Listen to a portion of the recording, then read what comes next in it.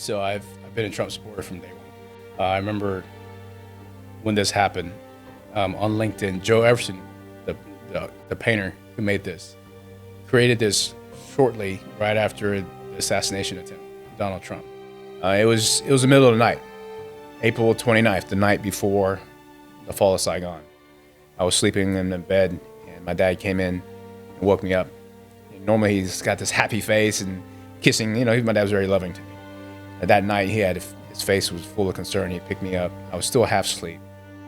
And on that night, he received a phone call from General Van Luck. He was the chairman, Joint Chiefs of Staff, the last one in Vietnam. And in the memo, he quoted the the president, and also the chairman, Joint Chiefs of Staff, used their rank and left the country on American planes with their families, and left us here alone. It's like those bastards used their privilege to escape and left us here. I need your help. So he called out my dad. Even though my dad was a civilian for 10 years, his reputation still preceded him. And my dad, without hesitation, was like, I'm there. But they had no other hope. This was the only bit of hope they had. So they're like, it's 2 hours. It's 9 o'clock, 11 o'clock, we can be rescued. It's 2 hours. Let's just hang on to see what happens. It's like, go. And it was funny. We see, we are in 5 tons towing our 155 Miller Howitzers road. And they're like, go get them, boys. Like, shut up. You treated us like redhead stepchildren in Fort Bragg. Now you're telling us to go get them.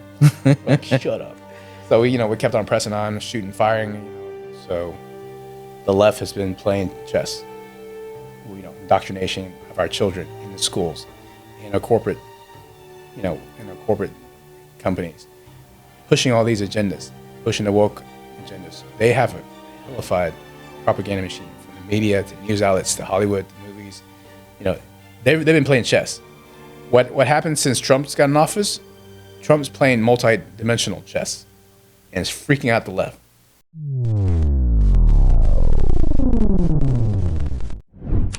Today's guest, Nick Tran. Nick, welcome to the show. Thanks, Julio. Thanks for having me. Nick, talking offline, we almost started podcast sitting sitting offline, and your story is far like wild, I would say, to say the least. I mean, you escaped the claws of communism of Vietnam. You left your country. You left a lot of stuff behind to reach the American dream. And I would like to get in the weeds of everything, because I like stories, and your story is basically super fascinating. And I would like to get you know more, and what is your future holds for you. And I can't wait to get started. Sure, appreciate it. Buckle up. All right. Love to get real. All right. Okay, Nick. So tell me about yourself. Tell me where you're coming from, and tell me your life story, because I'm dying to hear it. Sure. Just a regular guy. I mean, I know people say I have an extraordinary story. And maybe I was just unlucky. I've always been in some of those extraordinary situations. The things that I've accomplished in life, I can't take credit for it. Yeah, there's a lot of mountains that I had to overcome and push through, but I've accomplished those things because of this country. This is the only place in the world where people escape to. It's the last beacon of hope for the world. I couldn't have accomplished all these things in any other country had I immigrated to any other country.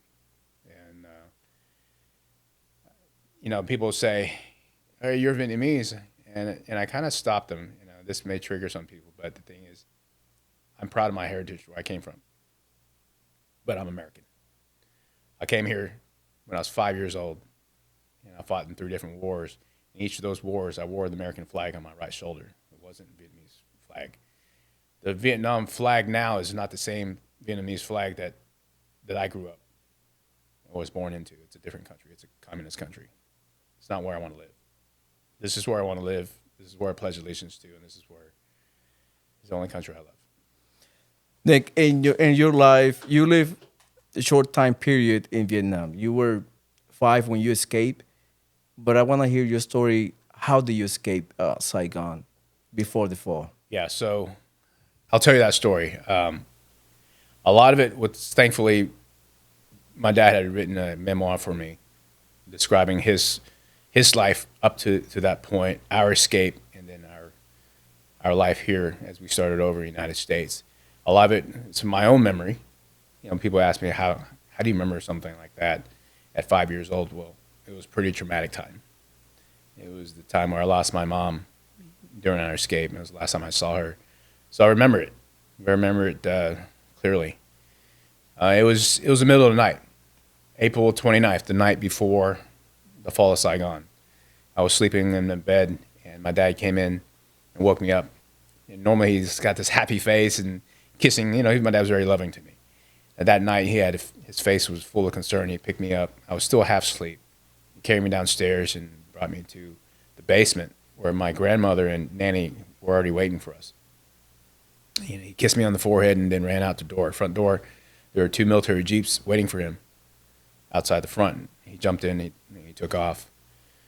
And I remember I'm sitting in my nanny's lap in the basement, and I hear sound like thunder. 5 years old, that's what I thought. It was thunder.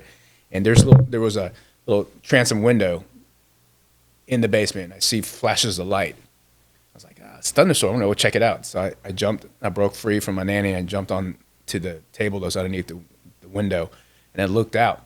And in the horizon, you see flashes and sounds of deep thunder, sound like drums. I was like thinking again, that was a thunderstorm. Of course, it wasn't a thunderstorm. It was the big battle that was heading towards us. The North Vietnamese and Viet Cong forces were encroaching into the city of Saigon, which was the capital of South Vietnam at that time.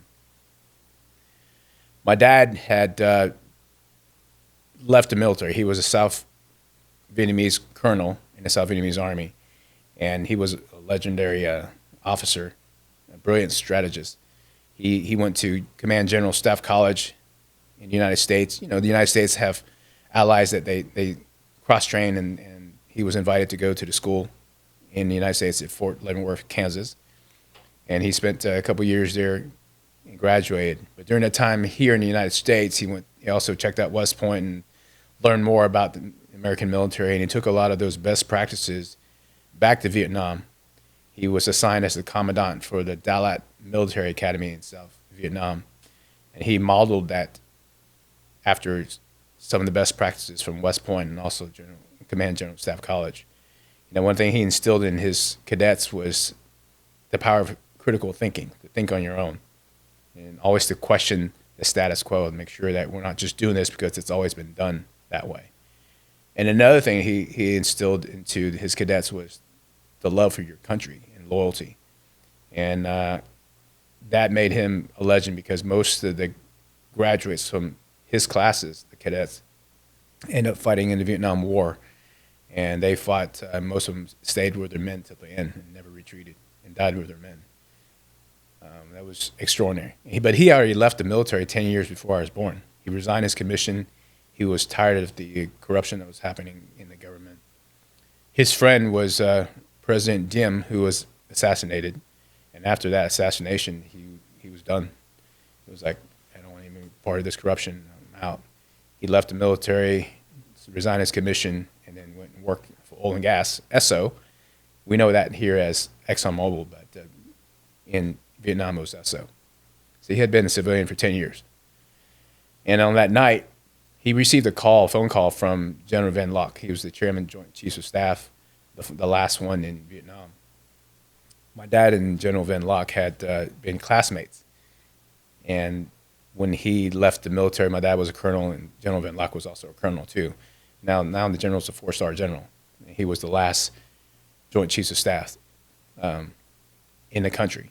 He called my dad, and in the memo he quoted, the president and also the chairman, Joint Chiefs of Staff used their rank and left the country on American planes with their families and left us here alone.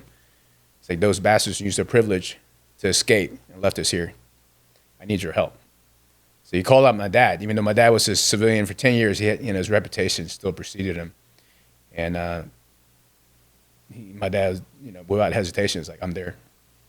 So General Van Lock sent 2 jeeps to our house to escort my dad back to headquarters, and they planned. Their plan was to do a counteroffensive, to buy more time for people in Saigon to escape. There were 20 divisions of North Vietnamese and Viet Cong forces encroaching, coming into the city or trying to get into the city.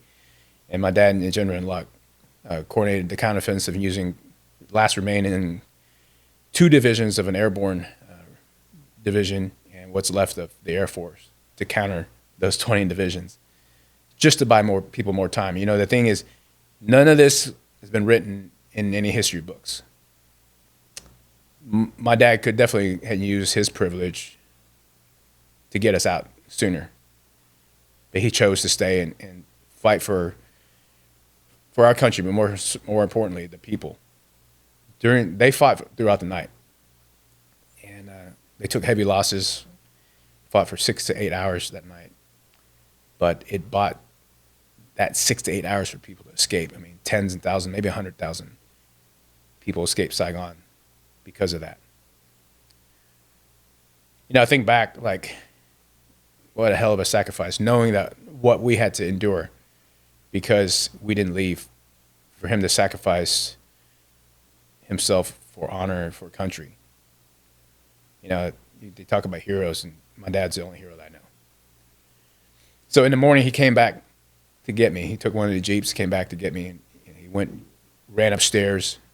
He went to his office. He got a small suitcase and stuffed his passports, you know, important documents into the suitcase. Had some gold bullion and put it in the briefcase, you know, as much as we can take.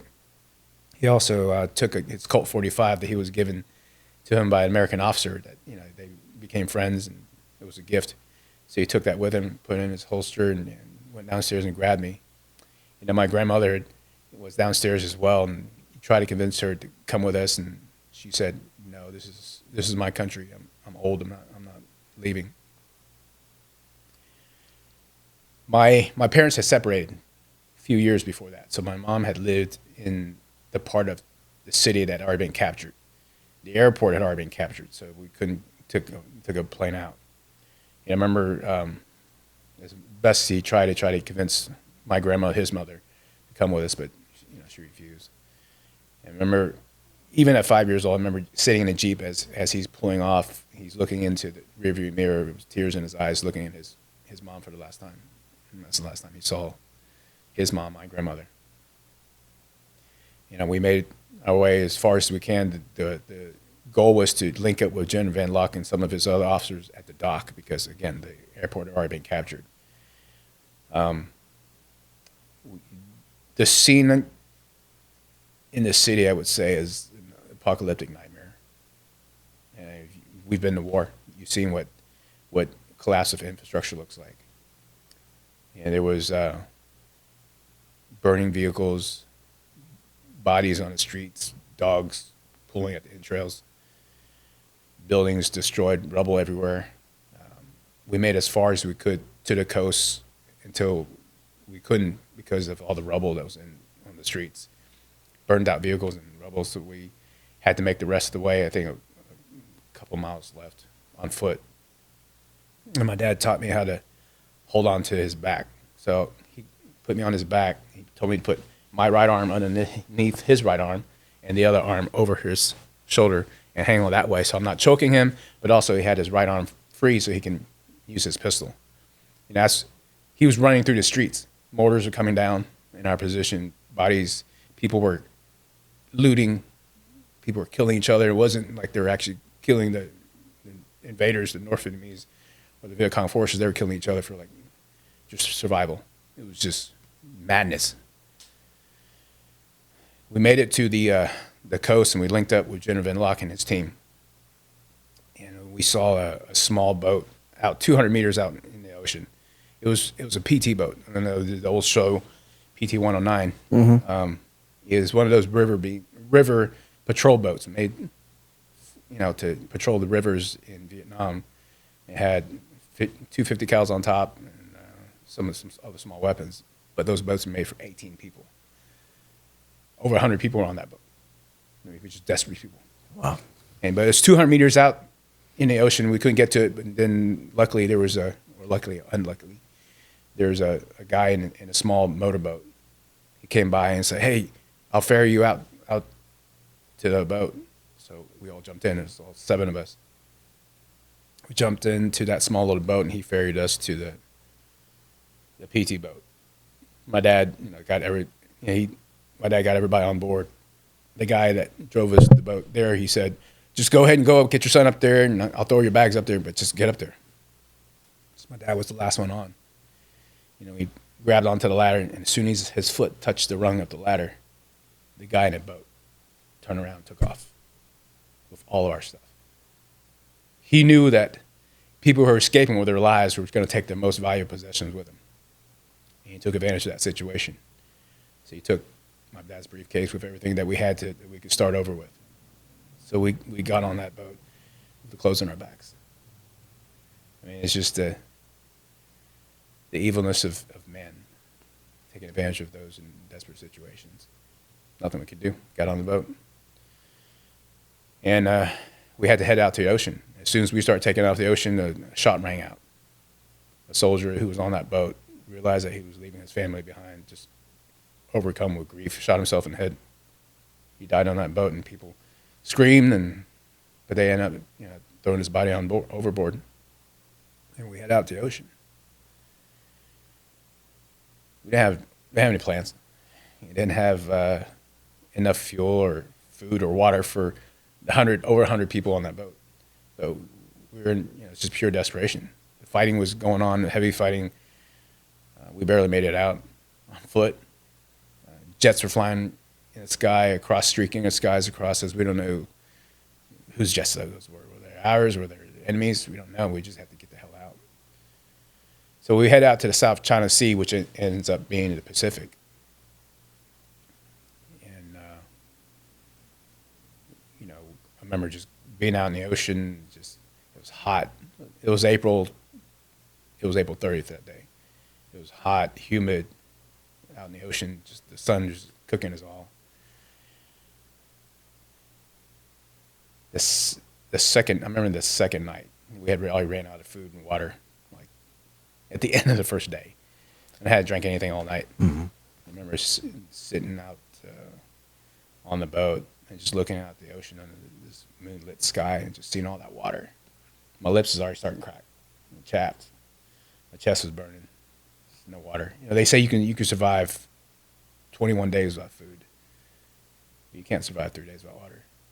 And we were on the night of the second day, and I was just begging my dad. I was 5 years old. I was begging and begging, please let me drink some of that water. There's so much water outside, everywhere. Just looking under the moonlit skies and that ocean, it just surrounded us. Just water everywhere. My dad's like, you can't drink salt water. You can't drink seawater. And the best thing he could do is he took his handkerchief and just dipped into the ocean water and just dabbed my lips just to give me some sort of relief. We had sent out SOS messages throughout the whole time. Sometimes we get some radio chatter, but didn't really understand it. Had maybe a conversation here and there, and then it dropped off. Didn't know if anybody ever got our SOS message. And I remember the third morning of the third day, some people started to die from dehydration. I mean, I was laying, in his book, he told me I was laying in my dad's lap. I was going in and out of consciousness.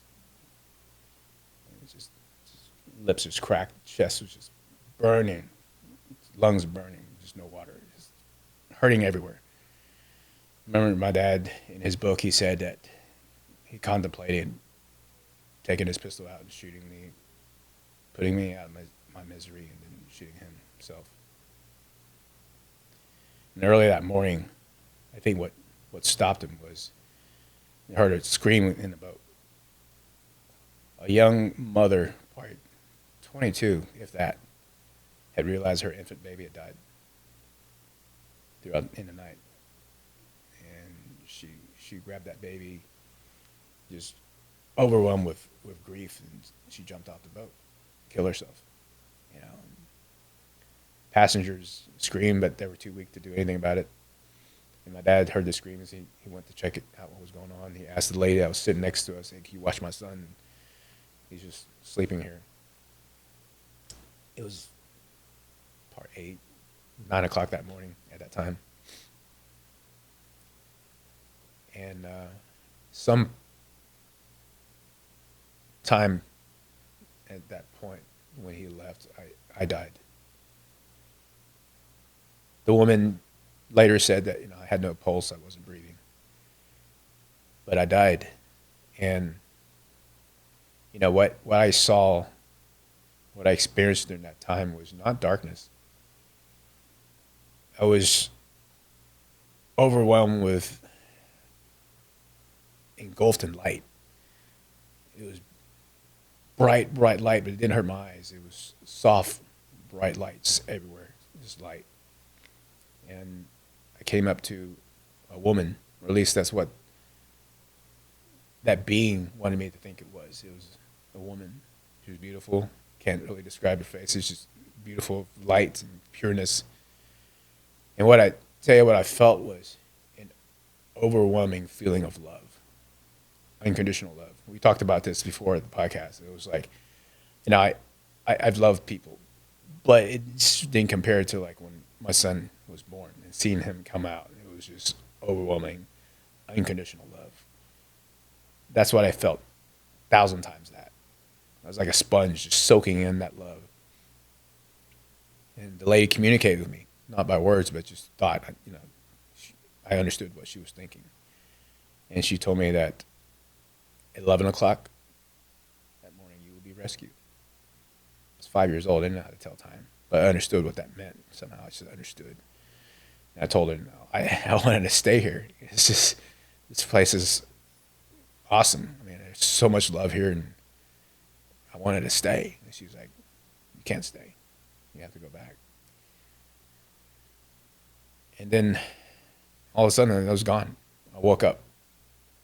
The lady was watching me was relieved. She thought I was dead. Like I said, she had no pulse. I wasn't breathing. You remember how I told you I was feeling so much pain, my throat burning, my lungs are burning, my body was aching all over. I didn't have any more pain at that time. I was exhausted. I was still exhausted at that time, but all that pain was gone. And I started telling the lady, hey, we're going to be rescued at 11 o'clock. The lady was just freaking out. She was like, oh, this boy's delirious.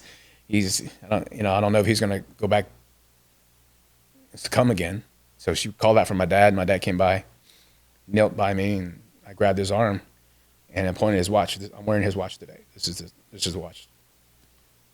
And I didn't know how to tell time. I was 5 years old. But I told him, when that little arm points at 11, and when that long arm points at 12, we're going to be rescued. And my dad's like, how do you know this? I was like, a beautiful lady told me. We grew up Catholic, so he's thinking of Virgin Mary. I don't know who it was. The word pretty much spread throughout the boat. Like, this boy has this the vision that we're going to be rescued. Most people are like, yeah, it's delirious. You don't know. But they had no other hope. This was the only bit of hope they had. So they're like, it's 2 hours. It was 9 o'clock, 11 o'clock, and be rescued. It's 2 hours. Let's just hang on to see what happens. Maybe me coming back with that gift was just to have people hang on for just that little bit longer, so that nobody else committed suicide or just had the will just to hang on to it a little bit longer. I'll never had that gift again. Like, believe me, I wanted it. Every time I go try to get a lottery ticket, I just like, okay, what are the numbers? Never got it. It was just a one-time thing, one-time gift just to come back. And I believe, I've always believed in my life, maybe I'm destined to do something great, cure cancer or what, but it's been 50 years and I haven't found that answer yet. Still searching for it. And I'm starting to realize maybe it was just to come back to help people hang on just that little bit longer. So about 10:30, 10:37, around 10:40ish, the radio cracked on. A voice on the other side says, PT 109, we received your SOS message. We have an idea of where you're at. There's a destroyer nearby. We'll send it your way. And the whole boat just sprang up in cheers. People just unbelievable. At exactly 11 o'clock that morning, the destroyer arrived. It's an American destroyer from the U.S. Navy 7th Fleet. They rescued us on May 2nd, third day of being in the ocean. Looking back, like, do you look at him as a hero? Do you look at him as just a regular guy No. doing great things? No, absolutely. My dad is the only hero that I know in my life. Yeah, I've heard there are other heroes that impacted other people's lives. For me, my dad was my hero. That was it. He could definitely have used his privilege to get out. We could have gotten out days ahead with a lot of our money. I mean, we were pretty wealthy. He was a senior executive at Esso. He had a lot of power. We could have got out, gone, sent our money to Switzerland, gone to the United States, gone anywhere. He chose to stay. He would have been executed if he was captured. Everybody who was left behind was put in re-education camp. That's what the communists do. They re-educate you. They put you in like, it's a little bit better than a concentration camp, but a re-education camp, saying how the state will take care of you, they love you, you do what the state does. My stepmother, who came later on, years later, and married my dad, her and her children were put in re-education camp. Her son never really mentally recovered from that. I had two half-brothers from my dad's previous wife. One fought as a paratrooper in the South Vietnamese Army. Because he was a soldier, he was put in a concentration camp instead of re-education camp. He also came later to the United States, but again, was never mentally right. They destroyed him. I mean, the horrors that he must have endured going through that concentration camp, going through the communist re-education camp. It's just incredible. So he saved tens, thousands, if not maybe 100,000 people to avoid that. And a lot of them come here and they've done very well and never knew the sacrifices that he made for them. It's not in the history books. I'm working on my book. Finishing it next year. It's going to call Rogue Savages. Both my dad are somewhat rebels. We're both savages in what we do because, we handle life, tackle our mountains like a savage and just getting knocked down. But for me, again, to your question, my dad's my hero. On my next question regarding the rescue, how long did you spend on, like, after you got rescued, how long you spend on waters until you finally reach shore? Sure. So, after the destroyer rescued us, that was my first interaction with the U.S. military, and of course, it was very positive. Mm-hmm. They saved our lives. They took us to Guam. I don't know how long that took. They took us to Guam, and there was a refugee camp set up there for us. And we stayed in that refugee camp until we were granted political asylum to come to the United States legally. I still remember the refugee camp. So it was like almost like the barracks. It was a bay with beds on both sides, bunk beds on both sides, and the bathroom at the end. And I remember people from all walks of life, all refugees, from high status to the very lowest, and they would trash that bathroom. You got, I don't know how many people in the bay, 70, 80 people, one bathroom. They just trashed it. It's nasty. My dad got angry. He was like, "We're refugees. We're not animals. We need to take care of ourselves." And he personally cleaned it himself. The bathroom was like, "I'm going to clean it first time, and everybody's going to take turns." And from then, that was just my dad. He was an alpha male, but it's just always lead from the front. He cleaned it himself, and everybody took turns after that. I remember the food in the refugee camp, like potted meat, little butter pats that come in, separate little pats. Mm-hmm. They come with little paper. I remember that. I remember just stupid memories, like little Pepsi cans, and it's just the way they shine in the sun. Mm-hmm. So I survived on cold ham sandwiches and Pepsi and potted meat growing up in the refugee camp.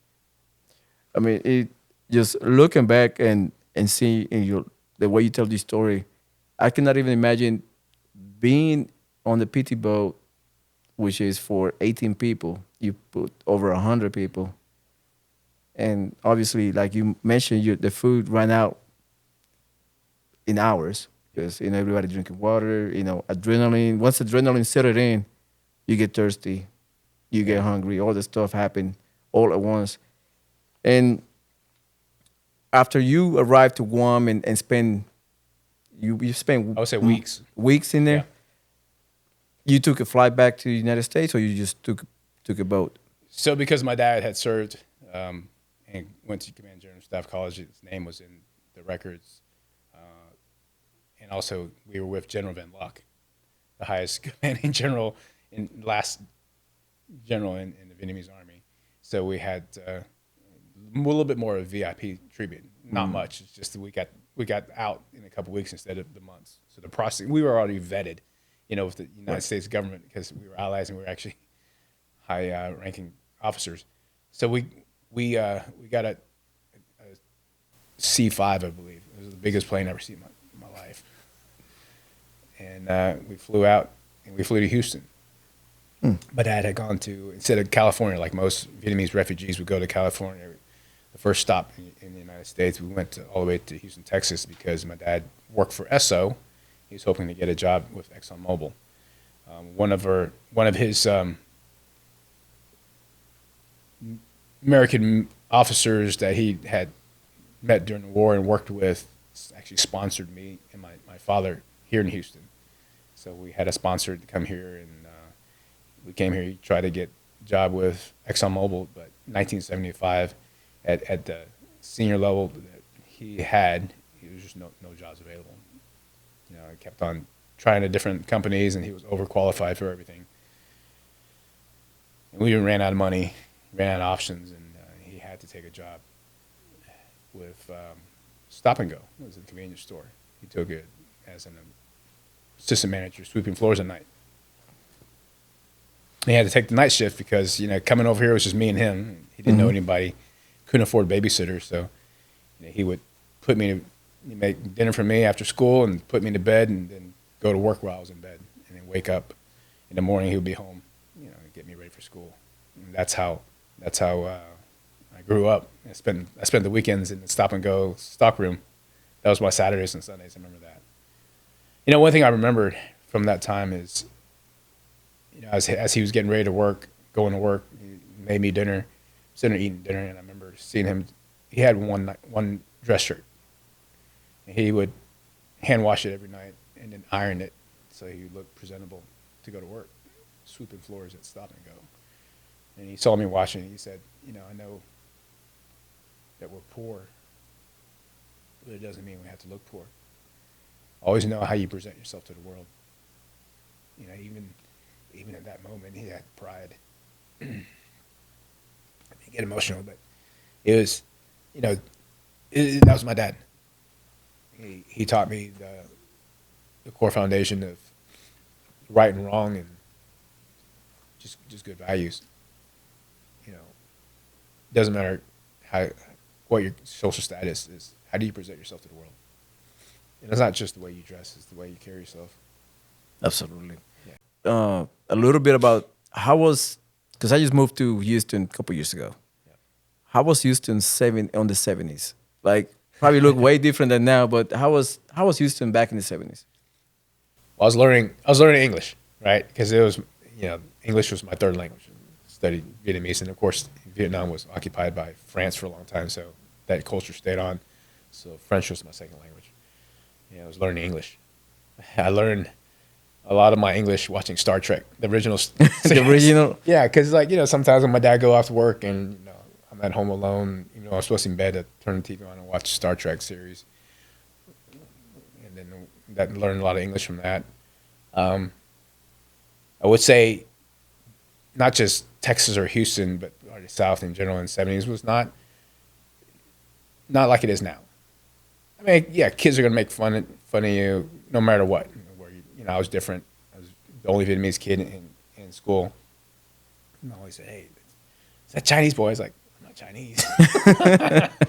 And I remember like second grade, we were on recess. Everybody got in a circle. We're supposed to hold hands, and this girl like they want to hold my hands. Like I don't want to hold the Chinese boy's hand. And there was this girl on the other side, and she walked up, and she's like, I'll hold your hand. And she said, see, it's okay. The kids held my hand. I mean, she was my first crush, and it's just that act of kindness. Yeah, there was racism, but again, like I said, kids get made fun of no matter what. You're too smart, you're gonna get made fun of. You're different color, whatever. Too fat, too thin. It's nothing that no one has gone through life and not experienced. So it was tough. So growing up, you did. I imagine you did from elementary all the way to high school here. What made you decide to be like, hey, I want to serve? What was the turning point to you? Me, it's about again back to my core values and my dad.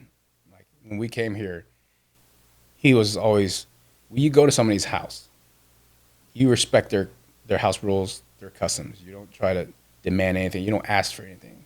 You're lucky to be there. You abide by their house rules. And when you can, you try to contribute. Like they make you dinner, you try to take your plate to the sink, maybe help them wash the dishes.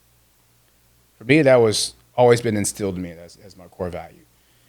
Growing up here, of course, we studied history, American history, and understood like the sacrifices that Vietnam vets fought, who went on the other side of the world to fight for us, for our freedom against communism. As you know, the war in Vietnam was a civil war against the North, who was communist, supported by China and Russia at that time, and the South was supported by the United States and many of our allies. We wanted democracy. The North wanted communism. They were sick of occupation from foreign countries. They had just been colonized by France many years before that, and they wanted total independence. So the North, the communists, sold them on the idea of like, we're going to give you full independence under the communist rule. And the South didn't want that. We knew what communism was like. So that's why we fought. That was basically your turning point to decide, hey, I'm going to join the military and serve. As I studied history and I realized the sacrifices that Vietnam vets made for us.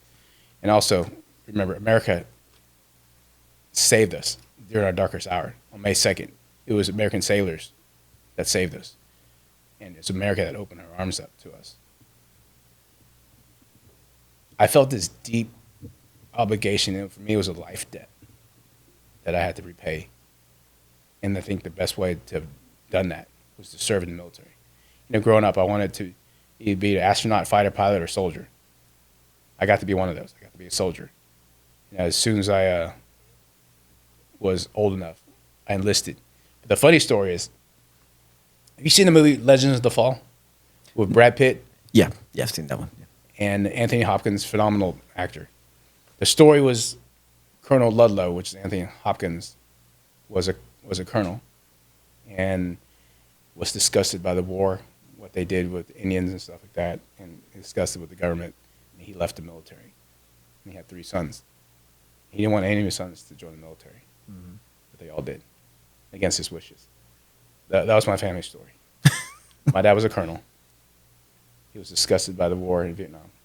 He was disgusted to see how not only the corruption in Vietnam, but how American soldiers were treated when they went home. They got spat on, called baby killers. You got pig's blood thrown on them when they came home. And he didn't want any of that for us. When my older brother, joined and became a paratrooper in the South Vietnamese Army and fought in the Vietnam War, didn't like that. And for me, he never wanted me to join the military. But I stuck behind his back. I enlisted. I didn't tell him until I signed all the paperwork until it was done. I remember telling him at dinner, and he's like, "You get out of it?" It's like, "No, I can't." I was like, "I'm done. I'm in." Did he give you any hard time, or he questioned why you joined? There's nothing he can do. I mean, he was angry. And he's like, you throwing your life away, and also he was pissed off I was joining as enlisted instead of an officer. That you're gonna do the worst thing you could. Of course, of what he's seen, he's seen this from his vantage point, right? How were enlisted American troops treated in Vietnam? It was not good. So that's the only memory he had of how he thought it was going to be. I remember the funny part about the enlistment is, like, I would say for all your listeners out there who are thinking about enlisting, make sure it's on your contract. If it's not on your contract, you're not going to get it. When I came in, I had a very high GT score. I qualified for everything in the military. And originally I was going to do military intelligence. Thought it'd be cool to be a spy. Of course, that's not how it works. A recruiter has a quota that he has to meet every month. And he's like, oh, you don't want to do military intelligence. It'd be boring. You'd be sitting in front of a computer looking at Morse code for next 2 years. Plus, your advanced training is going to be 18 months on top of your contract. I was like, no, I don't do that. It's like, what do you want to do? You want to do something cool? And watch this. So he showed me a video of artillery. Oh, my God. They're jumping out of planes. They're setting up their howitzers. They're blowing, I was like, I want to do that shit. I want to blow shit up. First, I was like, he's like, you want to do infantry? He's like, no, you don't do infantry. You got to walk everywhere, carry your stuff. And I was like, maybe not. Artillery, you can ride and you go shoot guns. So I guess his quota that month was to fill, some 13 Bravo slots. That's why I signed up for artillery. What was your score? That's curious. So you say you got a high GT score. Do you remember your score? 113. 113. Yeah. To qualify for everything, you had to be 110. It was 113. You got 113. I don't remember that score, but it was high as well. So you got sold on the idea of 13 Bravo be the best thing since sliced bread. Yeah, I told saw the video of the guys jumping out of planes. I was like, I want to be a paratrooper. I want to be artillery, and then I want to go to Ranger School. He's like, well, here's the thing. If you do really good and be one of the top soldiers, they'll send you in Ranger School, no problem. Never got to Ranger School. Never got to. The better soldier I became, the more my commanding officer would not let me go. He's like, I'm not sending you to Ranger bat. We'll lose you. I didn't have a very good. I didn't have a very good start in the military. Yeah, I seen that one here. They call you Private Cheesecake Story. Yes, Tell me. The infamous Private Cheesecake Story. Okay, tell me how that name came to be. How you got tagged with that name? So, it was a group of 6 of us that we finally got the day to go to boot camp. I got our orders, and we had a layover in Fort Worth, Dallas Airport. Never been to Fort Worth, Dallas Airport. Had no idea how big that place was. We had a 6-hour layover. They gave us some meal vouchers to get some food while we're there. And I think probably like the last 45 minutes, I finally decided, hey, I'm hungry. I'm gonna get something to eat. So I went to the deli and got me a slice of cheesecake. I'm sitting there chowing down on a cheesecake. All the other guys were like, hey, come on, let's go. You got to get to our plane. I was like, yeah, I'll catch up with you guys. Don't worry. Didn't realize the plane was on 2 terminals away. Did not make my flight to boot camp. I missed my flight to boot camp. I had to take the next flight the next day to boot camp. It was Fort Sill, Oklahoma. And of course, the guys in my group had already gotten there. And as they're looking at the lists, like who's supposed to report, it's like, where's Tran? So the guys are like, hey, don't know. Last time we saw him, he was eating a piece of cheesecake. So I took the next plane the next day to Fort Sill, went to the front gate, and taxi cab driver, I had to figure out where I was supposed to report to. And they let us in. And as the taxi drove up to the unit where I'm supposed to be at, all the guys are out in formation already, lined up, scared, white scared faces on their face, like ghosts, standing in formation in a position of attention. There was just 6'8". I want to say 6'8", but he's probably 6'4" at the time. But back then, I was a $132, 132 pounds, just skin and bones. And he looked really big, and a big black drill sergeant. We'll talk to one of the recruits. Is that Tran? And they're like, yes, drill sergeant. So he turns to me, and as I walk out to the cab, and I was waving, hey fellas, I'm here. Joe Sergeant was like, get your ass over here, Private Cheesecake. So, man, I would tell you, I did more push-ups, sit-ups, flutter kicks, and runs in that entire platoon during the whole boot camp time. I was called Private Cheesecake the whole time by the drill sergeants, and I did more PT than anybody else. Just got smoked. So how long you were in how long you were in Fort Sill? Do you stay the whole time in Fort Sill, or you got? No, it was boot camp and then AIT, Okay, and then my first duty station was Fort Bragg.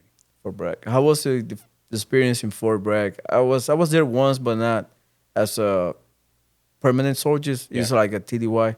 How was for you being assigned to Fort Bragg for the first time? It was my first home away from home. I remember Fort Sill. Wasn't a lot of trees. I came from Houston. A lot of pine trees, a lot of beautiful trees. There weren't any trees except scrub brushes, at least in Fort Sill, Oklahoma. So when we landed in North Carolina and took the bus to Fort Bragg, I just saw all these pine trees. And I was like, yeah, I'm home. There's mountains, there's elevation. I love Fort Bragg. Yeah, that was my first duty station. I'll never call that place anything else. When they changed it to Fort Liberty, I refused to call it Fort Liberty. It was always Fort Bragg for me. I agree. Yeah, I don't know what's about with all these names Can't changing change stuff. No, Yeah. you cannot. I mean, I'm glad they returned it back to the Yeah. old school. I like the old school better. Yeah, I love what Pete Hexev's doing. Oh yeah, it's a fresh breath air, like seeing everything going back to where it used to be. The good times. Yeah. So, how was your experience in Fort Bragg in your unit? Do you have any accolades? Did you accrue any accolades while Yes. you're there? Because Fort Bragg is always being Yeah, we're very high. promote high speed. You know what I Oh, mean? yeah. You have to be. Yeah, I got tons of stories from Fort Bragg. Our unit. You were in the 82nd by the chance? No, I wasn't. I was in Bravo 58th Field Artillery Regiment, Okay. part of 18th Airborne Corps. Being in Fort Bragg, which is 82nd, we were redheaded stepchild. We weren't in 82nd, so we were redheaded stepchild.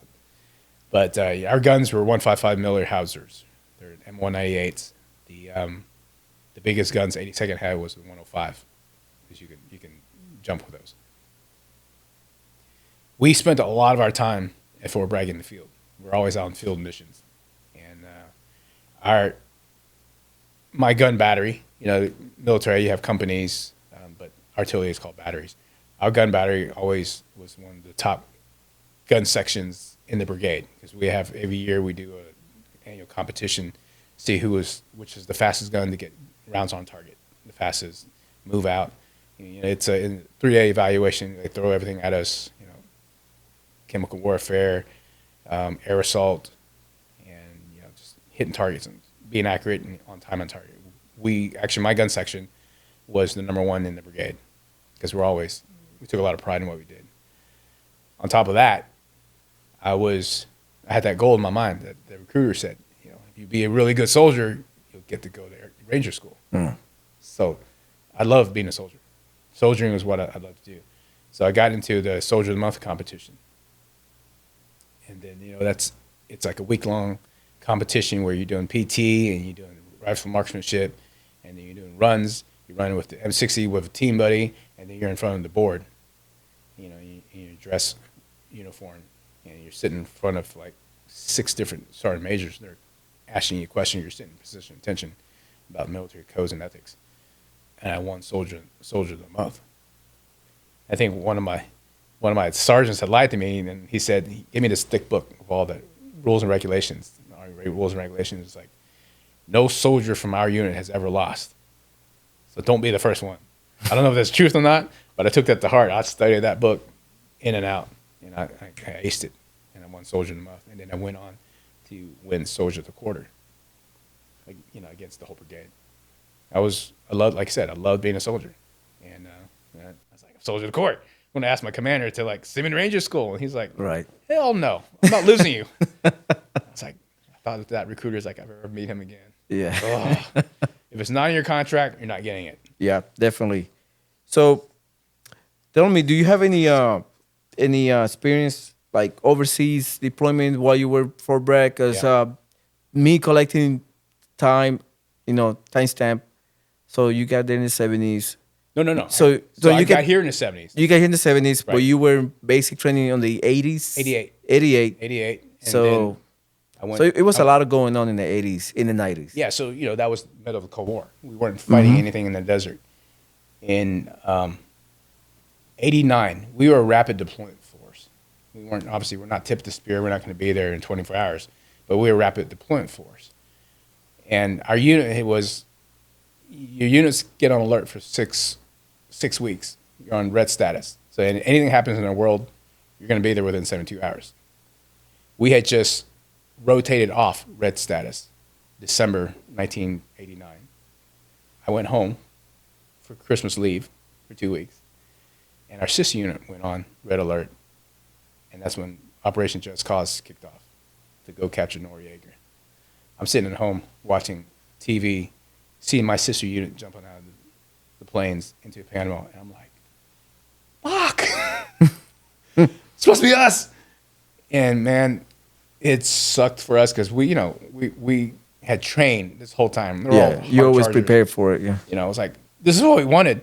And we just got off status, and our sister unit just got on, and they got the green light to go. We came home from Christmas. They had already been back. It was like they were there for 2 weeks. Yeah, I still remember it was 2 weeks. 2 weeks. Some they were longer, but they were back in 2 weeks. And they were just bragging. Their combat patches, the jump wings with the mustard star on there. And like, you want to touch it? I was like, oh. I was so pissed off. You can rub in it. Yeah. Yeah, so they rubbed it in our faces. But then August 2nd, 1990, I was in Fayetteville, North Carolina, having my first legal drink in a club. Not to say I may or may not have other drinks before that, but that was my first legal drink. It was at a club called Sid's in Fayetteville, North Carolina. And the lights went on. And the DJ got on and he said, all soldiers from Fort Bragg, your unit's on alert. Return back to base. August 2nd, my birthday, was when Saddam invaded Kuwait, which kicked off Operation Desert Shield at that time. We ran back to base. All of our sergeants who lived off post were already there. We're in formation, and they told us the situation and that we're going to war. That we're going to go out and deploy to Saudi Arabia and then eventually to liberate Kuwait. And during those 3 weeks from that point on, we had prepared to go overseas. Starting training on desert warfare, trying to identify and understand what different Iraqi units look like, their capabilities. Because again, during that time, we had prepared, during those years in the Cold War, we had prepared to fight against possibly Russia somewhere in Eastern Europe. Not in the forest, in the cold, chemical warfare, not in the desert. Iraq had just fought an 8-year war with Iran and defeated Iran. At that time, Iraq had one of the largest military in the Middle East, over 1 million men with probably another 1 million in reserves. We didn't know what to expect. They had the combat experience in the desert, and we did not. And so we had our bags packed. We didn't know when the go time was. We just knew it was within 3 weeks or so. And I remember the night that we deployed. Back then, there were no cell phones. You want to talk at home, you had to go payphone. Yeah. They shut off the electricity through the entire base, all Fort Bragg, blackout. All the phone lines were cut. We got on buses. I remember I was in third floor barracks, and, carrying all our stuff down the stairs, loaded on the bus, and we were just excited. We're like, yeah, let's do it. And then we went to Pope Air Force Base, and then just waited on the tarmac until the plane arrived. It was a commercial plane. It was the first time I went on a commercial plane with an M60. All the guys, with our weapons. And we deployed to Saudi Arabia. That was my first war. Yeah, give me your first thought. Because for me, I went to Iraq. I went to Kuwait, then Iraq. And for me, it was probably similar to yours. It was almost summer when I went. Tell me yours. Tell me your first experience once they opened the door of the airplane and you step out. I'm glad you said that. Man, when that door opened in that plane, it felt like I just opened the oven. All that heat just whacked me in the face. I was like, oh my God, this is some hot stuff.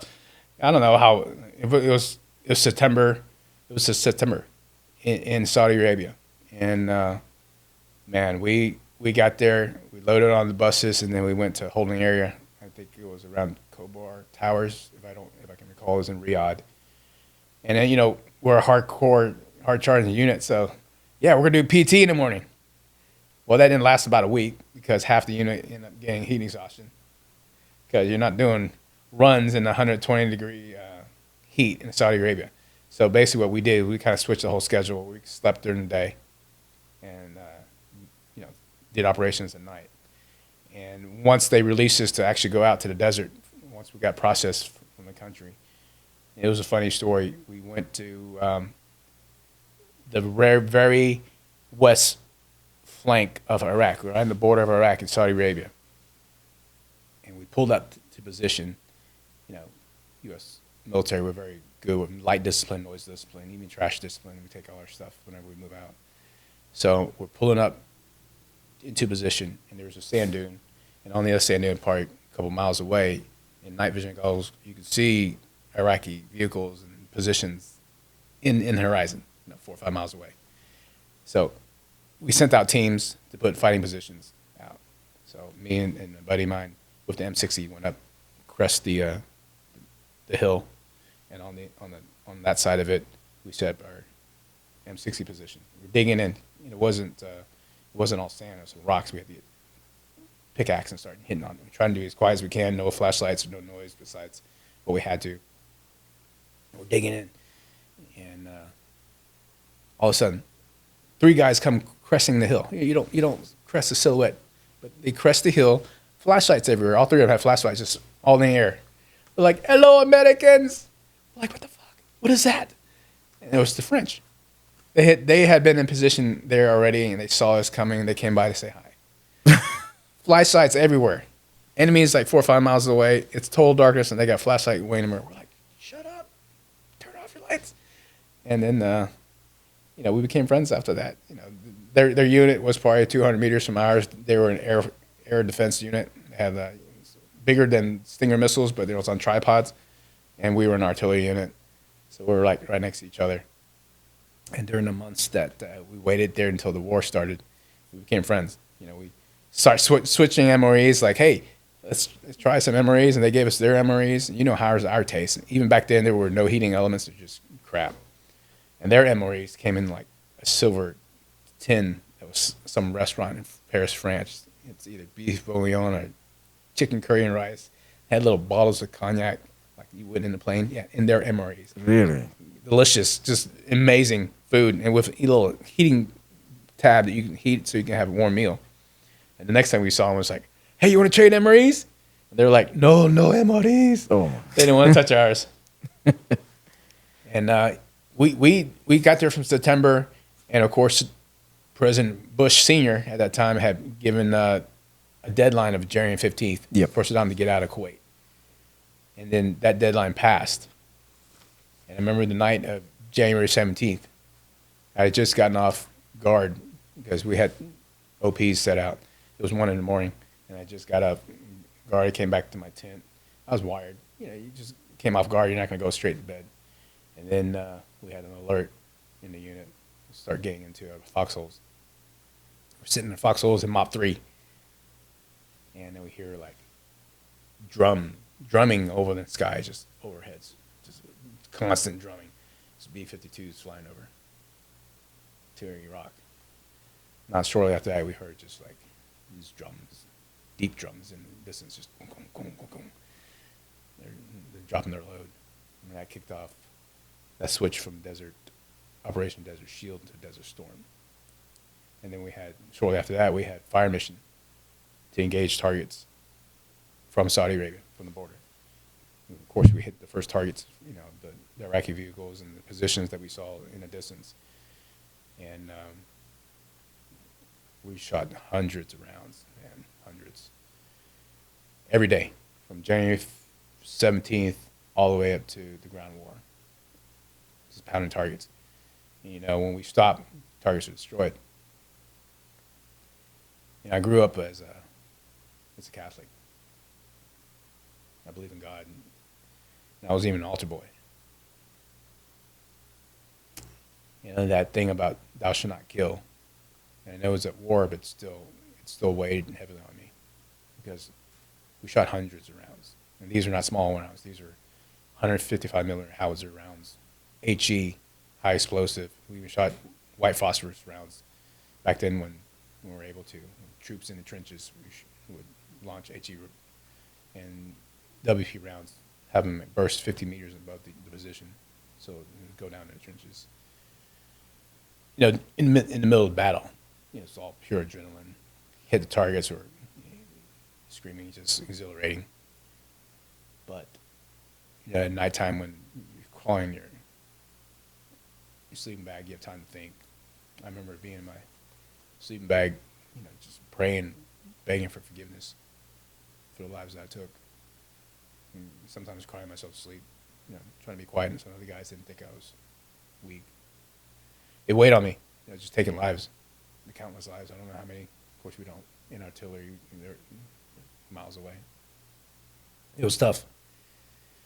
But we still, you know, next morning or whenever it's time for fire mission, we did our jobs like we were trained. We were very good at our jobs. And we did that until February 24th, Sunday, the day of the ground war. I remember that day clearly. It was just before morning. It was like 3 in the morning. The whole unit gathered around in a circle. The chaplain was in the middle. You know, we put arms around each other and we prayed. We prayed St. Michael's prayer, defend us in battle. And you know, we nod each other in the eye, without saying words, and nod each other in the eye. We started mounted on our vehicles. And as the sun came up, we crossed the border and started ground war and invaded Iraq. It was Sunday, February 24th. One of my teammates put a U2 cassette tape inside the boom box that was attached to that vehicle. It was Sunday, Bloody Sunday. Hit play as we crossed the border and invaded Iraq, kicked off the war. It was something out of a movie. Yeah. We're rolling. Surreal. Tanks are going past us. MLRS missiles are going above our head, just screeching across the sky, just flying over. Helicopters flying. Iraqi tanks burning in the distance. We would stop whenever there were Iraqi tanks there. Our Abrams and Bradley vehicles would just rush out, take them out, and we continued to go. We had fire missions. We'll pull off, set our guns up, put rounds down range. I remember the first time we put rounds down range, we got incoming. We started seeing it. It was all adrenaline until we start getting incoming. And then that's when we start really feeling scared. It's like, oh, shit. You know, it's 200 meters out, 175 meters, and then 100 meters. It's getting closer. You know, our FDC, Fire Direction Control, was very good. They figured out where that was coming from. We had to adjust fire. We sent rounds back down range, and the incoming stopped. We ended up destroying the entire Republican Guard's 7th Artillery Regiment. We sent out battle assessment, damage assessment, and just they said we just annihilated the entire unit. That unit no longer exists. And it started to rain. You know, we're fighting thousands of like Iraqi troops just surrendered. They're on the highway, and we had no time. Our mission was to press forward, fight all the way to Kuwait. We just told them, just walk back that way, walk back that way. We had other units had collection points where they would collect the prisoners and, you know, process them. We didn't have time. We just like, go. And it was funny. We see, you know, we were in 5 tons towing our 155 Miller howitzers, and then we had 82nd with their 105s, and there was a point where they couldn't reach, and we were going past, and they pulled off the side of the road, and they're like, go get them, boys. We're like, shut up. You treated us like redheaded stepchildren in Fort Bragg. Now you're telling us to go get them. Like, shut up. So we kept on pressing on, shooting, firing. You know, we did this for 3 days straight. The morning 3 days, so 100 hours. Wow. I remember I was on adrenaline. I was like a zombie. You just don't sleep at all. It was constant fire throughout the night, throughout the day, all the night. Just continuing firing. We captured Al Saman district, headed on. We fought from the west side of Iraq all the way to Kuwait. I think it was like 210 miles straight. You know, it was crazy. As we got to Kuwait City, the whole sky was black. It was like apocalypse. They lit all the oil fields on fire. It was, I mean, literally black, the whole horizon. And as we got closer, that some of the oil the mist just started covering all of us. Yeah. it's like the end of the world, you know. And then finally, the other units that came in and cleared out Kuwait City, and we made our way into Kuwait City. And that city was a beautiful city that you just saw was just devastated by the Iraqi army. The horror that they did to those people. And Iraqis were, you know, had already taken off towards the highway back to Baghdad. But the Kuwaiti people saw us, they were cheering, giving us hugs and kisses, and they were telling us the atrocities that had happened by the Iraqi army. They said they would go in people's homes, rape the women, making the husbands watch, and then killing entire families. And when we would go to some homes, we saw blood stains on the carpet and the rugs. And at that point, that's when I stopped feeling guilt for what we had done. And I stopped begging for forgiveness, you know, at night and praying. I stopped crying. I felt just rage, you know, how could so many kind of people would do this to others. And then, you know, as the Iraqis escaping hundreds of vehicles towards that highway, it's called Highway Death. I remember. Yeah. Coalition planes would just wreak havoc. You just hit them, you know, as they're going. Artillery, we also shot a lot of rounds towards those vehicles. We had Copperhead missiles. You ever know what Copperhead missiles are? Yeah. Out of a 155 millimeter Hauser, it's laser guided. We shoot in the direction, and somebody would laze it, or it'd be like a helicopter or whatever. It would laze into. We hit vehicles, tanks. HE, white phosphorus. We just destroyed a lot. We had fought for 100 hours, 210 miles into Iraq, and after that we turned north to Baghdad. We were only 80 miles away.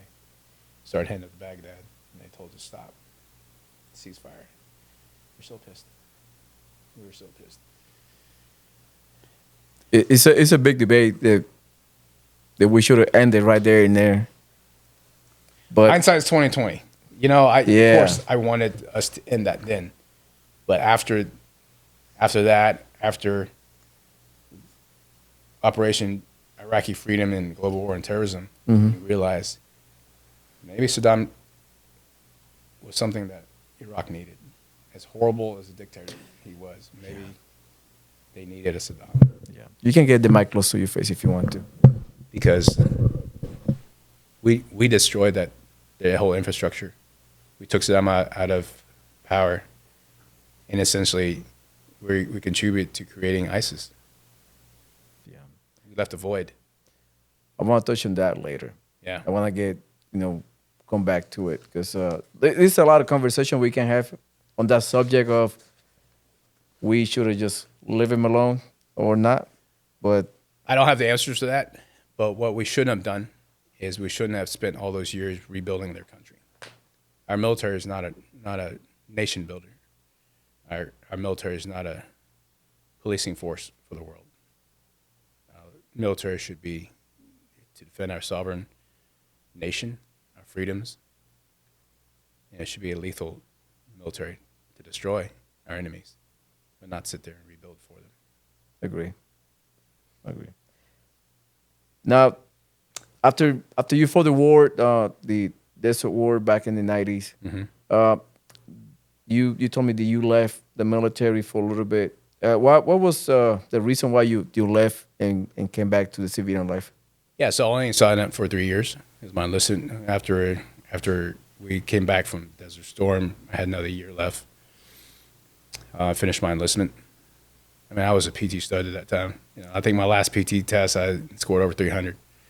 I should have, hindsight again, should have continued, maybe gone to Special Forces and got my Green Beret or Ranger School or whatnot. But I was done. You know, I was had fought a war, survived it. Funny story, if I didn't tell you, it was when I got deployed to Desert Storm or Desert Shield at that time. I had thought maybe it was gonna be just a couple weeks, we'd be done and come back home. So my dad was worried the whole time. He was like, "Are you gonna get deployed?" He's watching the news, and I was like, "Nah, no, I'm not gonna get deployed." Once we're in country, and we were sitting there a month, and still nothing happened. I finally had to write him. I was like, "Look, Dad, I'm already here. And he was watching news every night, just worried about me. But after my 3-year enlistment was over, I went home and used my GI Bill to go to college. I went here home in Houston, and I started school at Houston Community College. My parents, they were still struggling from the '90s economy.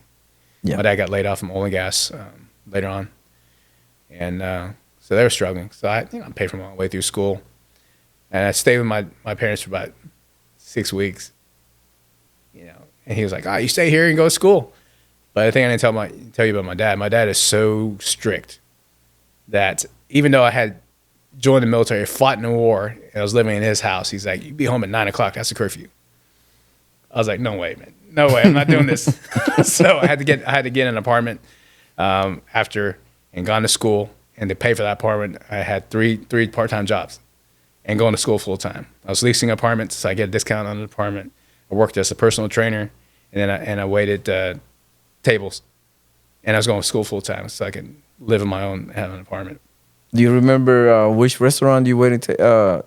I worked at Papacitos for a little bit. Oh, okay. And then, I had leased apartments, during the day, sometimes the weekends. And then I worked at a place called President and First Lady Bally's. It's called Bally's now. Or maybe Bally's still doesn't exist anymore, but I was a personal trainer there. And then I wait tables and, at nighttime and the weekends. It's just to make ends meet and then going to college full time.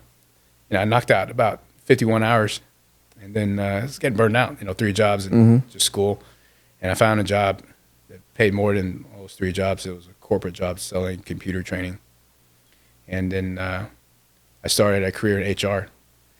And I said, I'm just going to take a year break from school and make money. That year became 7 years and became more than that and never finished college. But I was building my career up. I was having a pretty decent career in HR, recruiting, making close to 6 figures. And I remember I was downtown working at the Marathon oil building on the 70th floor. I thought I was high in life, man. In my early 30s, life was good. No, in my late 20s, life was good. Making decent money. And then of course it was 9/11. And we all gathered around in the break room, seeing those planes hit that tower. And it was like, first we all thought it was an accident. Of course, then we realized it was not. It was an attack. For me, I felt rage again. It was our country getting attacked. It was our American people jumping out of those buildings because they didn't want to be burnt alive, killing themselves. We were attacked. So I had to do something about it. And I wanted to re-enlist right away and just go after the people that did this to us. That was 2001. My dad was getting very old. He was 78 at that time. And I wanted, as much as I wanted to join the military and go right away, I knew I only had a little bit of time left with him. And so I wanted to spend that time when I stayed here in Houston with him. And he eventually passed away from natural causes in 2004. I took a few months to grieve from that. And it was the hardest thing that I've gone through in my life. My dad was everything to me. We came here, we escaped Vietnam together. I didn't have a mother. I had stepmom, but it was just my dad. He was my mom and my dad. So when I lost him, it was like losing both parents at the same time.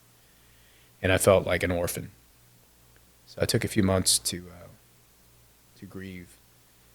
But then I enlisted. I found out there was a special forces unit in the National Guard. The closest one was in Mississippi, Jackson, Mississippi. So I enlisted and wanted to go through the Special Forces program to get my Green Beret because I wanted to be in the tip of the spear. I want to go after those bastards. So I would go to Mississippi once a month on my own dime, go through their special operations prep course that they had there, land nav all day, just training, PT, and stuff like that. And I tore my meniscus and my knees, and then I almost drowned during an event where we had done an obstacle course all day and then rope climbing all day. So our arms were spaghetti, and we had to swim tests and boots and all uniform, but it wasn't in a pool. It was in Mississippi, so we did it in the lake. There was a small island, probably 100 meters from the shore, and we were going to swim there. So we didn't know how it was. Water was dark. We didn't know how deep it was.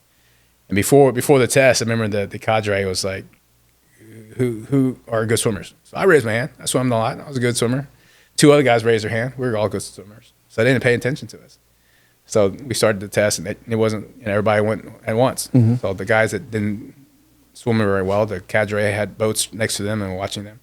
We're swimming, and all of a sudden I felt like my arms were not working. They were like spaghetti, like wet spaghetti noodles. And I started going down, and all the other guys, the other 2 guys with me, they're starting going down too, and we're drowning. Like we were literally drowning. I was like just panicking, couldn't get it in the air, just going down. And one of the guys, the cadre from the boat, was doing his best to get to me. He finally jumped in and saved my life. His name was Bruce Hoffman. He's a Green Beret. He recently retired, 39 years serving around the country. So that's my second hero. He saved my life through this. Never made it through selection to get my Green Beret, so I stayed with 20 Special Forces in support company. They saw how motivated I was, and we had an opportunity to go deploy to Afghanistan. The whole unit volunteered, so I volunteered to drop out the prep course and join the unit, and to deploy into Afghanistan. I never went to Afghanistan. I had the privilege to go to Iraq 2003. Mm-hmm. That's when the invasion happened. That was hot back then. It was crazy. But being in Afghanistan, the people that I interview and friends that I have being in Afghanistan, they told me this is a whole different ball game. It's a way different than the desert. So give me your perspective on stepping into the country and fighting in that battlefield, which is totally different from the desert. Yeah, Afghanistan, I remember it was our flight over there, C-17. I remember looking out the window as we're flying over the mountains, getting ready to land. It was beautiful. It was just surreal. The majestic mountains there, like some of the highest mountains I've seen in the world in my life. We landed in Bagram Air Force Base, and then we went into Camp Vance, which is the special operations base within Bagram, where we had our own big boy rules there. And we had got there in December 2004. No, I'm sorry. December 2005. It's pretty early in the war still. Yeah. And it was the winter season, so there's no fighting. Thank God, because most of us sea level guys. Mississippi, I'm from Houston, we're sea level guys. And that elevation was pretty high. So it took a while for us to acclimate to that elevation, for our bodies to build more red blood cells to be more efficient with oxygen. It was so damn cold there. I remember the porta potties, that blue water, it was a blue chunk of ice in the porta potty. And being the cool thing about being in special operations is I love the big boy rules. I got into my hooch. There was a 50 cal can filled to the rim with ammo. Like, that's yours. They left over from the last guy here. Here's some grenades down there. Just grab as many as you want. Put in your, and just take it to your room. It's big boy rules. Another part that I didn't say, for me, it's always about service because I love this country. There's no other country I love. And so, of course, I volunteered to go back in the fight and join and go to Afghanistan. But the other part was a little darker side. After losing my dad, it's that feeling of helplessness. It's just you can't get away from that. You go to sleep hoping that you wake up. It was just a nightmare. I was dealing with a lot of pain from that loss, and deep down, secretly, I wanted to end that pain. I mean, I wouldn't have killed myself, but I wanted it to go to war and maybe get that good death. So in Afghanistan, I volunteered for every single mission that was available. Resupply missions to ODAs in different parts of Afghanistan, to Helmand Province, to Kandahar. I'm there. What do you need? Need a turret gunner. I'm it. And I was an expert in M249 on a mission. And it's like, I'll go. a turret gunner. I'm an expert in 249. So our first sergeant was like, get on the Mark 19. And I was like, fuck, I just said 249. I hate the Mark 19. It's a great weapon, Yeah. but as soon as a little bit of dirt gets in there, it jams. So I was a M4 turret gunner because, after 2 shots, it jams. I'm jumping into M4. So we, went on missions, 3 supply missions. I was normally the turret gunner. Later on, I became personal security detail for some of the officers because I had a pretty good reputation as being a shooter. The funny thing is I never shot a gun before until I joined the military. It was just, my dad had a temper, so he's like, I'm not getting a gun because I've got a temper. He knows his temper. So growing up here, growing up as a kid, I never had a gun. So the first time I touched a real gun was in boot camp. And then as soon as my first qualification, it was 40 out of 40. The drill sergeant was surprised. It's like, where'd you learn to shoot like that? It's like, you taught me. I had no bad habits. So it was all basics. I had it down. So my reputation as a shooter always preceded me. So whenever there was a mission, people actually asked for me by name after a while. Like, I want Tran. Damn good shot. Then we went through that whole deployment. We lost some good friends to IEDs and also to ambush. But for me, it was relatively unscathed until the last month of the deployment. And we had gotten there to relieve 7th Group. And then because active duty deploys every 6 months, our deployments was a year long. So, they had to rotate in and out. They needed a break.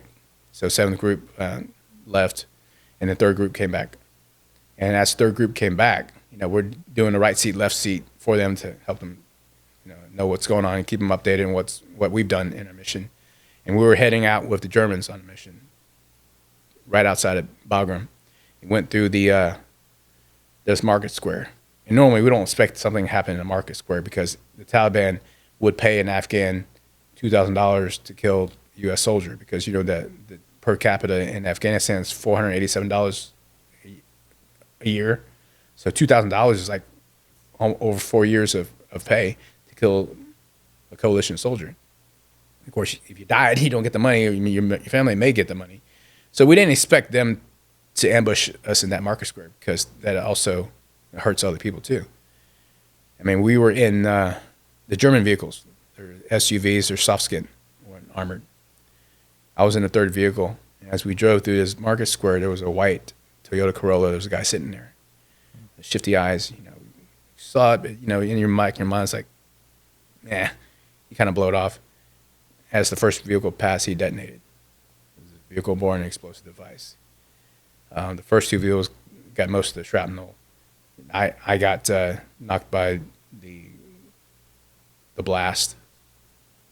It shook me for a little bit. I had a little daze, but besides that, no shrapnel, nothing. We were alpha males in a combat unit. It's like, carry on mission, move forward. So, back then TBI wasn't a thing. We didn't know what it was. It was just like, got shit knocked out of me. I'm okay. Let's move on. Mm-hmm. That blast killed 2 kids in the market square, little toddlers, 6, 7, 8 years old. And another one was severely injured. We took the boy and head back to the hospital at the base to try to save him. He didn't survive. And again, I felt very guilty for that. Because that blast was intended for us. So, looking here at your deployments, what year did you leave Iraq after you reclass and you did a couple missions there, Mm-hmm. couple dozen of missions? What year did you come back to the States? So that deployment was a year long from 2009 to 2010. Okay. So that was like the first term of our Obama, pretty much, yeah. Because I don't exactly remember, but I remember it was during Obama's administration. Yeah. Vice President Biden at that time did a surprise visit to Baghdad, and we actually had to be part of the detail that provide security as he went to the embassy. We knew that if we did anything wrong, we got thrown under the bus under that administration. So it was. In Afghanistan, we fought with one hand tied behind our backs. In Iraq in 2010, we fought with both hands tied behind our backs. And I was done. I finished out my my enlistment after getting back from Iraq, and then left the military in 2015.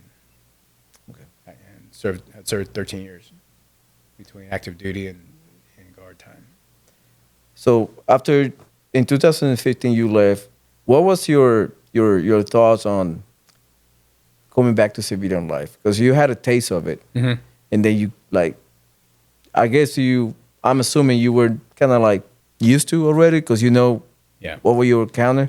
What was your mentality once you left the service after 13 years of service?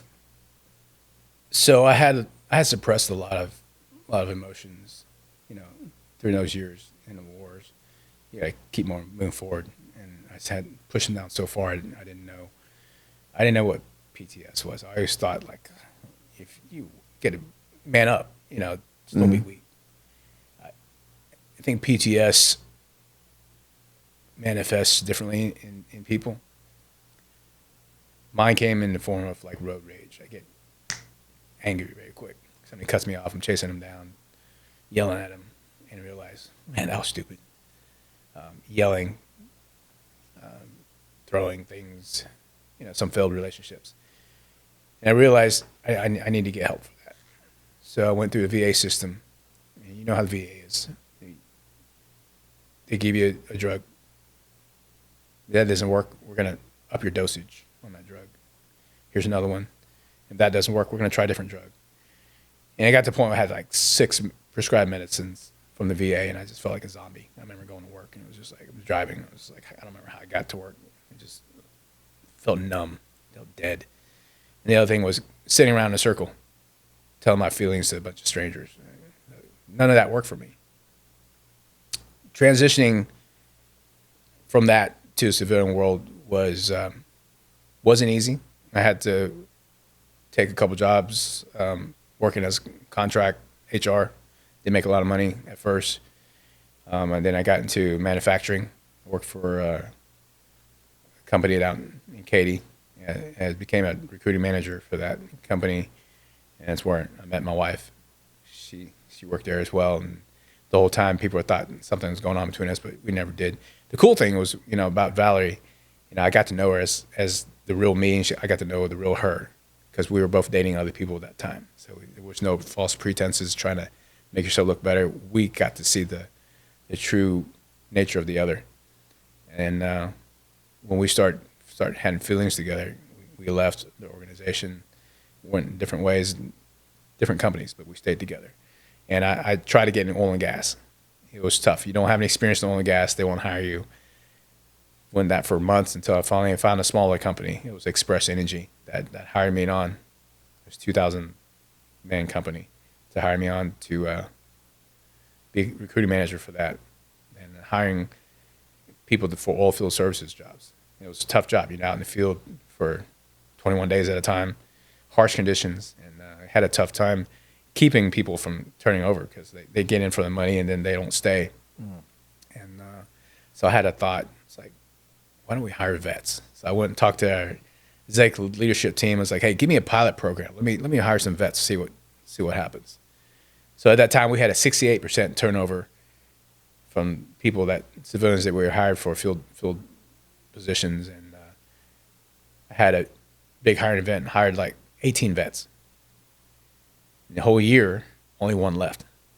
So you had the average of 68% turnover in the general population, but these vets had only a 7% turnover. And that program went and blew up. And it was just like, this is the way we're going. Vets are used to working harsh conditions, being away from home for a long time. They excelled. They took leadership, they took responsibility, and they just advanced through the careers. I started figuring out LinkedIn, started getting my story out there as far as what we're doing with helping vets. And then a big company, Cameron, saw what I was doing and recruited me to come build a program for them.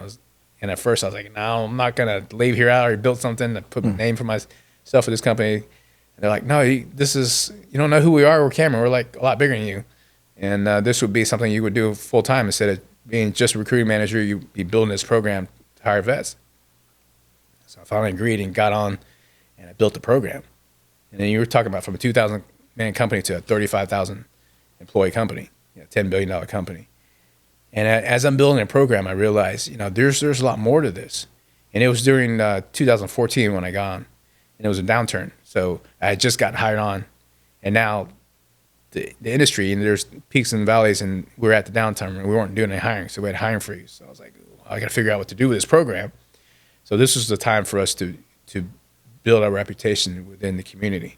And I took that lesson that I've learned from Afghanistan, because when you go out of Afghanistan in special operations, it's not like, hey, where's Bin Laden? You're not going to get any answers, right? You got to go there. You got to build trust. You got to build bonds.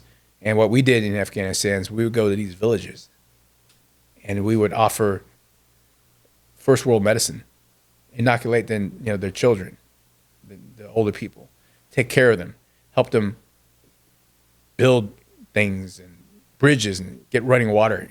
And through months and 6 months later, we're starting to build this trust. And then they start telling us, hey, don't go down that road. There's an IED there. There's Taliban over there. And it's building trust. It's getting in the community, getting your name out there. That's why I use that same principle at Cameron. And during this downturn where we're not hiring anybody, I looked at, there's a lot of vets like me that struggled transitioning, trying to be more competitive to our civilian counterparts. And one thing was resumes. You may have been an officer leading men all over the world, but your resume looks like a high school kid's resume, because the last time you wrote a resume was when you're probably in high school. So we offered free resume classes to veterans. We offered free LinkedIn classes, how to interview correctly. We started focusing on vets that are suffering from PTSD, with connecting with organizations like Freedom Service Docs. We would donate money to those organizations to sponsor them, helping vets not commit suicide. Through We the Five Foundation, through a lot of organizations, help homeless vets get homes, from Homes for Heroes. We go to Canada. It's a program we bike for 24 hours, raising money for Homes for Heroes. They build these tiny homes for vets and put them in a community with a bunch of other tiny homes with vets, so they all heal together and become part of a community. We hired thousands of vets throughout the world globally, not just United States vets, but Canadian vets, British vets, Australian. We also recognize older vets generation, Vietnam War, Korean War, World War II vets. We work with French consulate to get 12 vets, World War II vets that fought in France. We got their service record. We sent it to the French consulate, and they got awarded the Légion d'honneur, which is the Legion of Honor medal, which is their highest medal, almost equivalent to our Medal of Honor, to these World War II vets. And they also got knighted by the government of France. So 12 World War II vets. That's nice. We helped facilitate that with an organization called Honor Flight. So we did all that. We got, we got awarded the Military Friendly Employer Award for doing that. But the biggest part about that is I found my healing from my own demons building that program.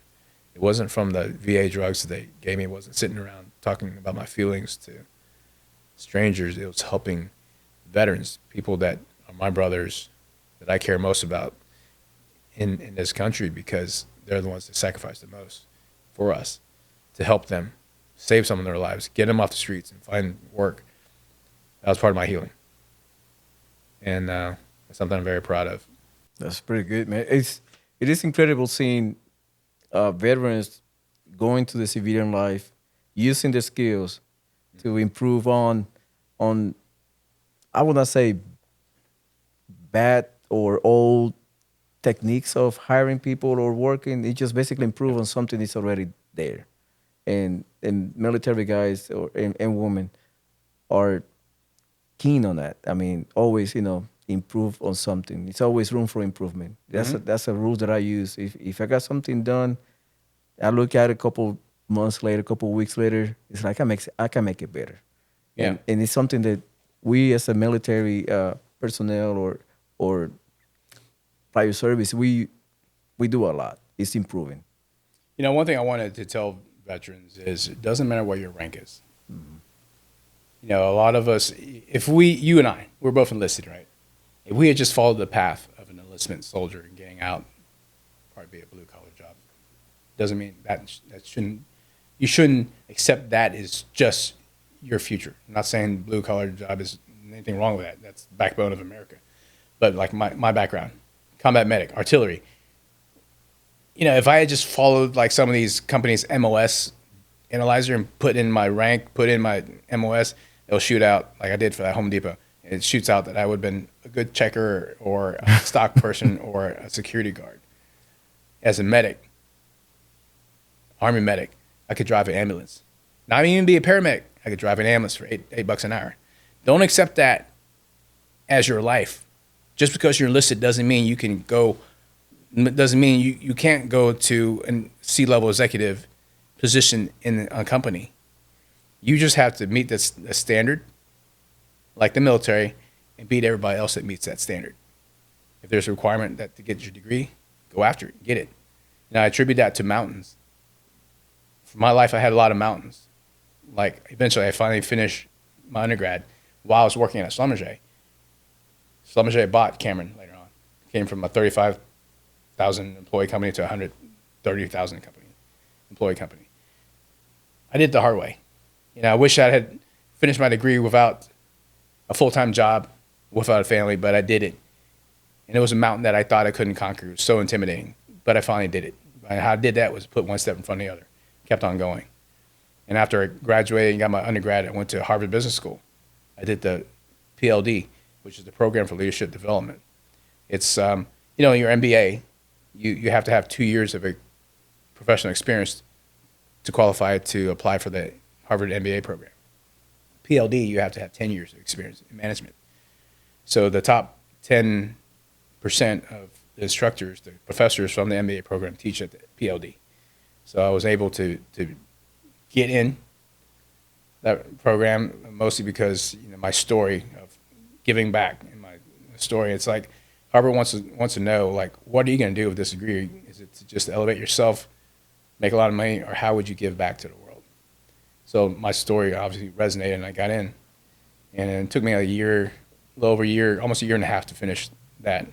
And I graduated with my PLDA. How challenging was this course? It was not easy with 2 kids, a full-time job. But like I said, with everything that I've been through, I'm not supposed to be here. I'm supposed to be dead. I made it through here to this country, fought in 3 different wars, survived that. So it was just being a savage, focus on it and get it done. It was hard. I think the most challenging part of that for me was finance. Yeah. Reading P&L, understanding that. Like, we had some CIOs and financial analysts in the class, and they would just look at that and they can just see things like, oh, this guy, this is when he cheated on his wife, and this is why the stocks went. I'm like, how do you see that? It's like they're looking at the matrix. They understand all that. So that was a challenge for me. I still made it through, but it was challenging. The other parts I loved, the negotiation part, and the multi-level negotiation, understanding business, doing case studies on business that fail, how you need to evolve, like Blockbuster turning down Netflix. It's just like, oh yeah, that was. Yeah, it was a wonderful experience. Yeah.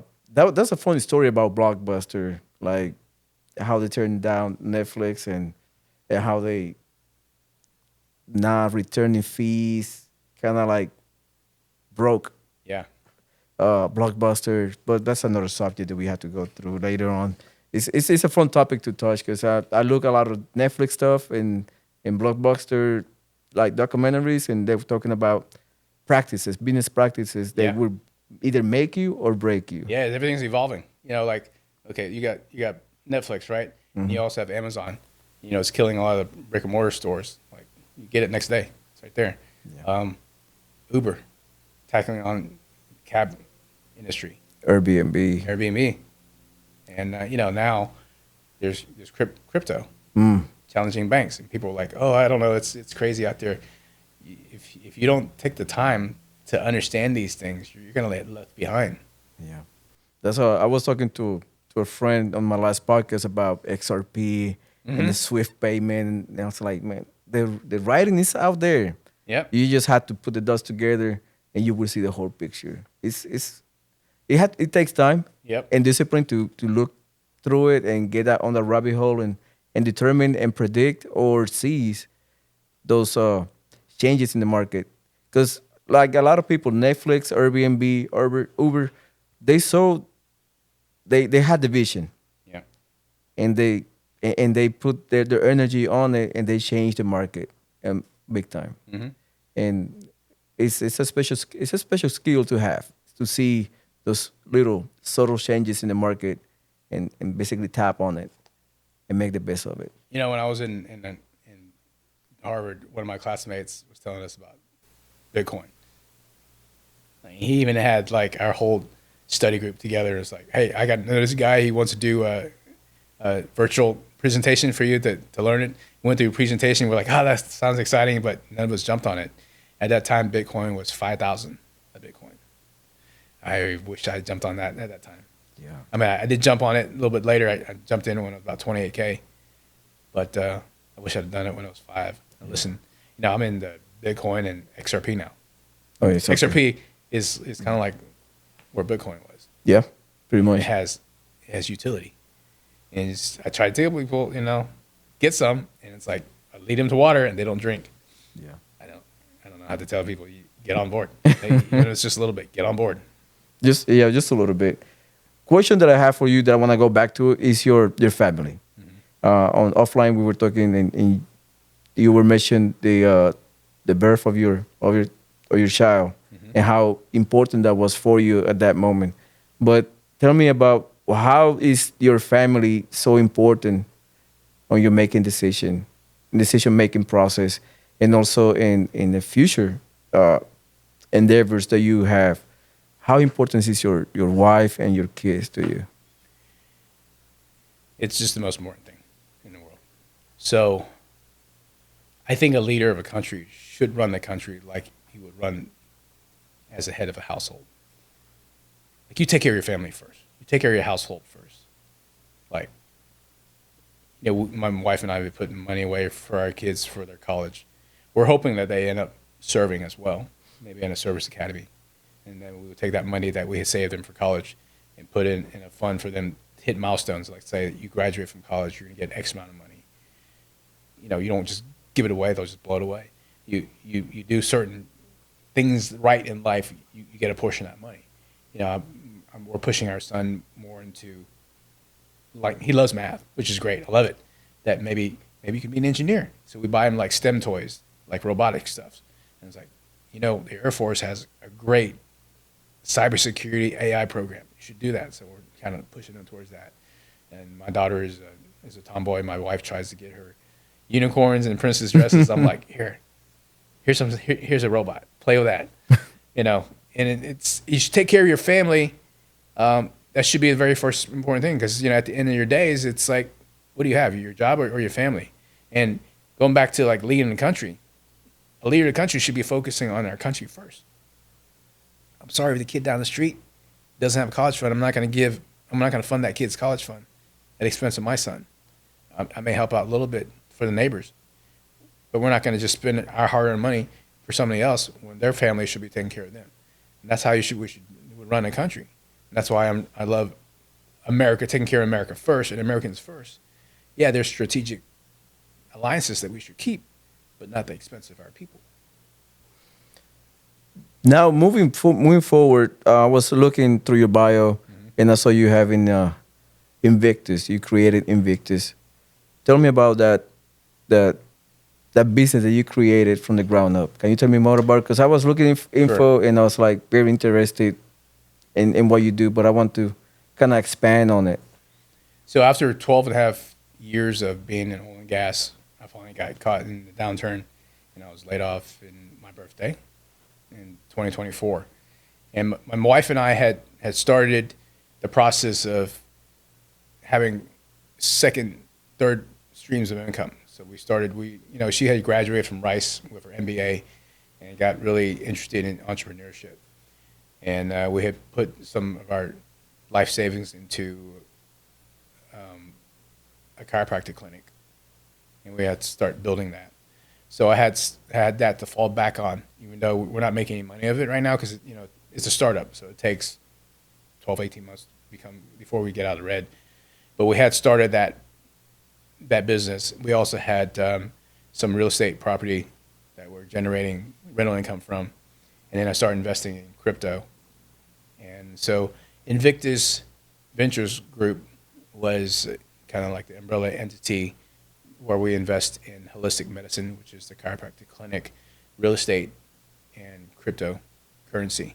So trying to develop multiple streams of income because we never knew what happened. Thankfully, we had that when I got laid off. You know, it's the American dream. You couldn't have done this in anywhere in the country. It was just trying to be smart with our money. I think one thing that education here in America fails is financial literacy, learning not just how to balance your bank account, your checkbook, but also how to build more wealth from what you have and try to keep most of the money you earn instead of paying taxes where you don't have to pay taxes. You can have some of those to help legally, reduce your tax burden. Now moving on, I want to talk about this picture and the timeline. I'm trying to keep up the timeline, and now we literally 2024 with Invictus in your life. Tell me about this picture, Donald Trump. It's a very iconic picture, very iconic. Everybody knew the moment where they were when this happened. I knew it. I was like on my way to taking a shower, and I had my computer going, and I left the speaker on, and from my bathroom to my computer was close proximity. And as I was like getting ready to go to the shower, I heard people screaming on the TV. I was like, "Why are they screaming? Donald Trump is talking." And when I rushed into it, I saw everything happen, like real life, on live on TV. Tell me about this picture and how you came about to acquire this picture. So I've been a Trump supporter from day one. I voted for him 3 times. I remember when this happened on LinkedIn. Joe Everson, the painter who made this, created this shortly right after the assassination attempt of Donald Trump. And he said, "I'm going to put it out. All the proceeds from that painting is going to go to the family of Corey Comperatore, the firefighter who lost his life during that assassination attempt." And Joe Everson, he's the painter that sings and paints at ball games, at military events. He was on Fox News, and he'll paint upside down, and then he'll flip it over, and it's the Statue of Liberty, or it's the Marines in Iwo Jima. So, famous painter. And when he offered this for bid, and realizing that all that money was going to go to Corey's family, I jumped on it. I won the bid. I got it. And it sits over my my office. It's pretty good. And it's that man Trump. He's gone through so much. They tried to bankrupt him. They tried to jail him, and when that failed, they tried to assassinate him. He's changing politics. He's not a career politician. He's a businessman. He knows how to run a business. He's running the country, and all he's gotten is so much flack, so much hate for things that aren't even true. They call him a Nazi. They call him whatever, all these names. He's running the country the way you're supposed to, like the head of a household. He's taking care of Americans first. That's how you should run the country. And it's unbelievable how much pushback he's getting from that. I mean, the people that are fighting him, if you don't love this country, what country do you love? Why do you hate your own country so much? And if you love another country, what country is that? And why aren't you going there? So I had to get this painting, not only because the money was going to go to the Corey's family, but also because he represents something that this country needs.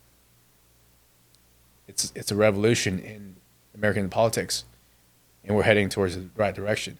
I don't know where your politics are, but I know the last 4 years was horrific for me. Seeing the destruction of the country I fought for, seeing billions go to countries abroad when we had people in North Carolina, Florida, losing their homes after the hurricane and getting what, $750? A check from $750 from FEMA. What are you gonna do with $750 when you lost your house? You're gonna stay in a hotel for a month? I mean, for a week? What are you gonna do after that? And then you got FEMA skipping homes that had Trump supporters. You got people in California displaced from wildfires, but we're sending $48 billion to Ukraine. We're bringing in illegal immigrants. I mean, don't get me wrong. I'm an immigrant, but I got here legally, and I waited 8 years to become an American citizen. And after I became an American citizen, I contributed back to this country and fought in 3 different wars. I mean, I understand. This is a place where you immigrate from. You came from Puerto Rico, but you also served. You gave back to this country. You come here, you become part of society and contribute to it. You don't bring your. It's okay to have your rich culture, but you don't change the culture here. You come into somebody's house, you don't change the rules. You become part of contributing, part of that household, that family, that country. So, that's why he's hanging over my office, and that's why I support him. Now that we're talking about changing the culture or respecting somebody else's house, how do you equate leaving communism behind and move to America and have the freedom of creating something for you and for your family, creating wealth and doing good and pay back to the country that received you in your darkest moment? How can you convey your message to your constituent, to your audience of what are you going to do as their representative in Congress, so they understand, hey, communism is not the way to go, and the freedom of America is what you ought to look for. It's not because they're selling communism as the grass is green, but in actuality, people they not live it. They not felt the pain of communism. And I have no idea. A lot of people born here live in a bubble. They don't understand what that looks like. And it's not like we're going straight from a constitutional republic, not a democracy, but a constitutional republic, to a communism, a communist country. It starts with socialism, and then socialism turns to communism. People don't understand that. They see the good side of it, but they don't see the bad side. The good side is like everybody's equal, no one's poor. That's bullshit. Because in communism, everybody's poor, and the people in power have the money, and there's no freedom. And you jumped right into constituents and running Congress. I think this is the first time you mentioned it. So yes, I told you I escaped Vietnam on April 30th and was stranded in the ocean for 3 days. And I was rescued on the 3rd day, which is May 2nd. So May 2nd, 50 years since the day I was rescued. May 2nd is when America rescued me.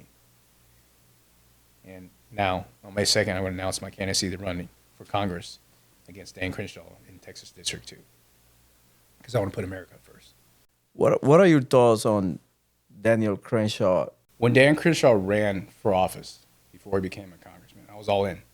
You got a combat vet, sacrificed for his country, went into 5 deployments, lost his eye, was wounded for our country. I was all in. Another combat vet, he had my support. His first term, he was humble. He did good things, and then it changed. I don't want to be like how the DNC and Kamala and Biden ran their campaign, where it's all about Donald Trump and talking bad about Donald Trump. I don't agree with Dan Crenshaw and the things that he's done with the votes. For example, like $48 billion towards Ukraine when we got people at home that are struggling. I don't like how he voted for the infrastructure bill, $1.2 trillion, again, for stuff that could be used to help Americans in our country grow. I don't like how he conducted himself. You know, through interviews about he got triggered in an interview about insider trading, flipped out. How he talked to the young lady who asked him about his religion, his faith. He said, "Don't question my faith." You know, I can't really say much about the hot mic. I mean, that's just stupid. But I don't want to run my campaign talking bad about Dan Crenshaw. I mean, I think he's done a good job on his own campaign, you know, making himself look the way he does.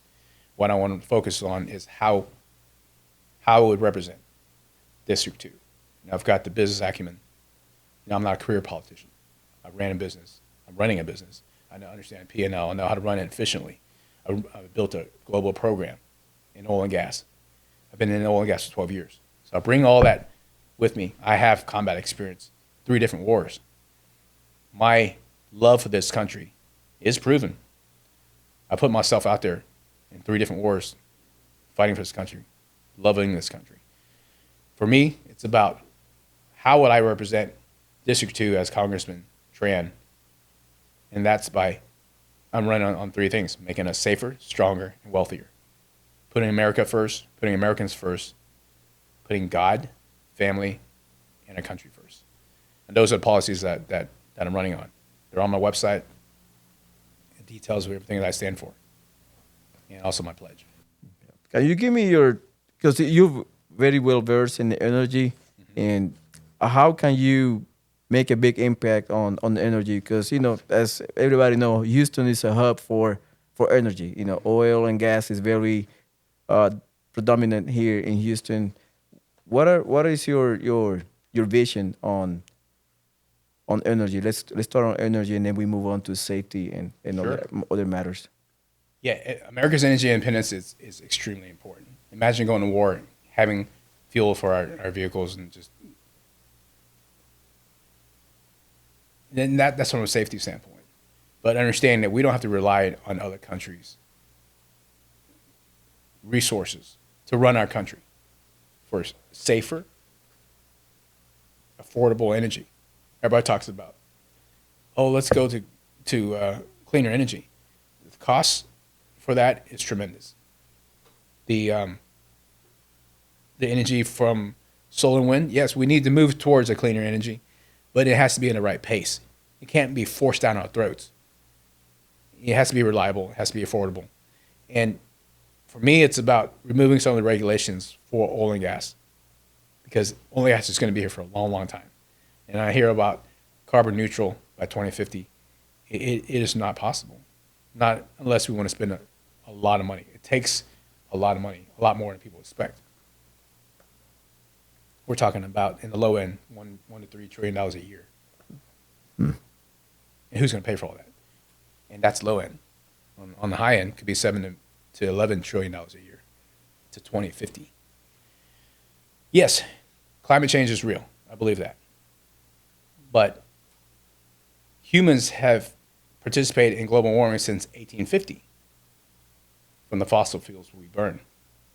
But here, 2025, 175 years later, from 1850 to now, the impact that humans made on global warming has only resulted in 1.47 degrees Fahrenheit to 1.6 degrees Fahrenheit. There's a little change. But the thing is, the Earth's been here for 4.5 billion years. We've had 7 ice ages and over a dozen global warming cycles. The Earth goes through its own global warming cycles and ice ages by itself. We're in an interglacial period right now. And the impact that humans have is very, very small to that. But to change that, it's not just us that needs to change. It's larger other countries like China. You know, for me, I support oil and gas, support removing some of those regulations, like the Keystone Pipeline. That was a disaster. That took away so many jobs and billions of dollars in revenue for our country. Supporting drilling. I mean, do you want us to drill or do you want China to drill? Because, you know, countries like us are going to do it. Responsibility. Very, very responsible. Like a company like Schlumberger or companies like, you know, Baker Hughes.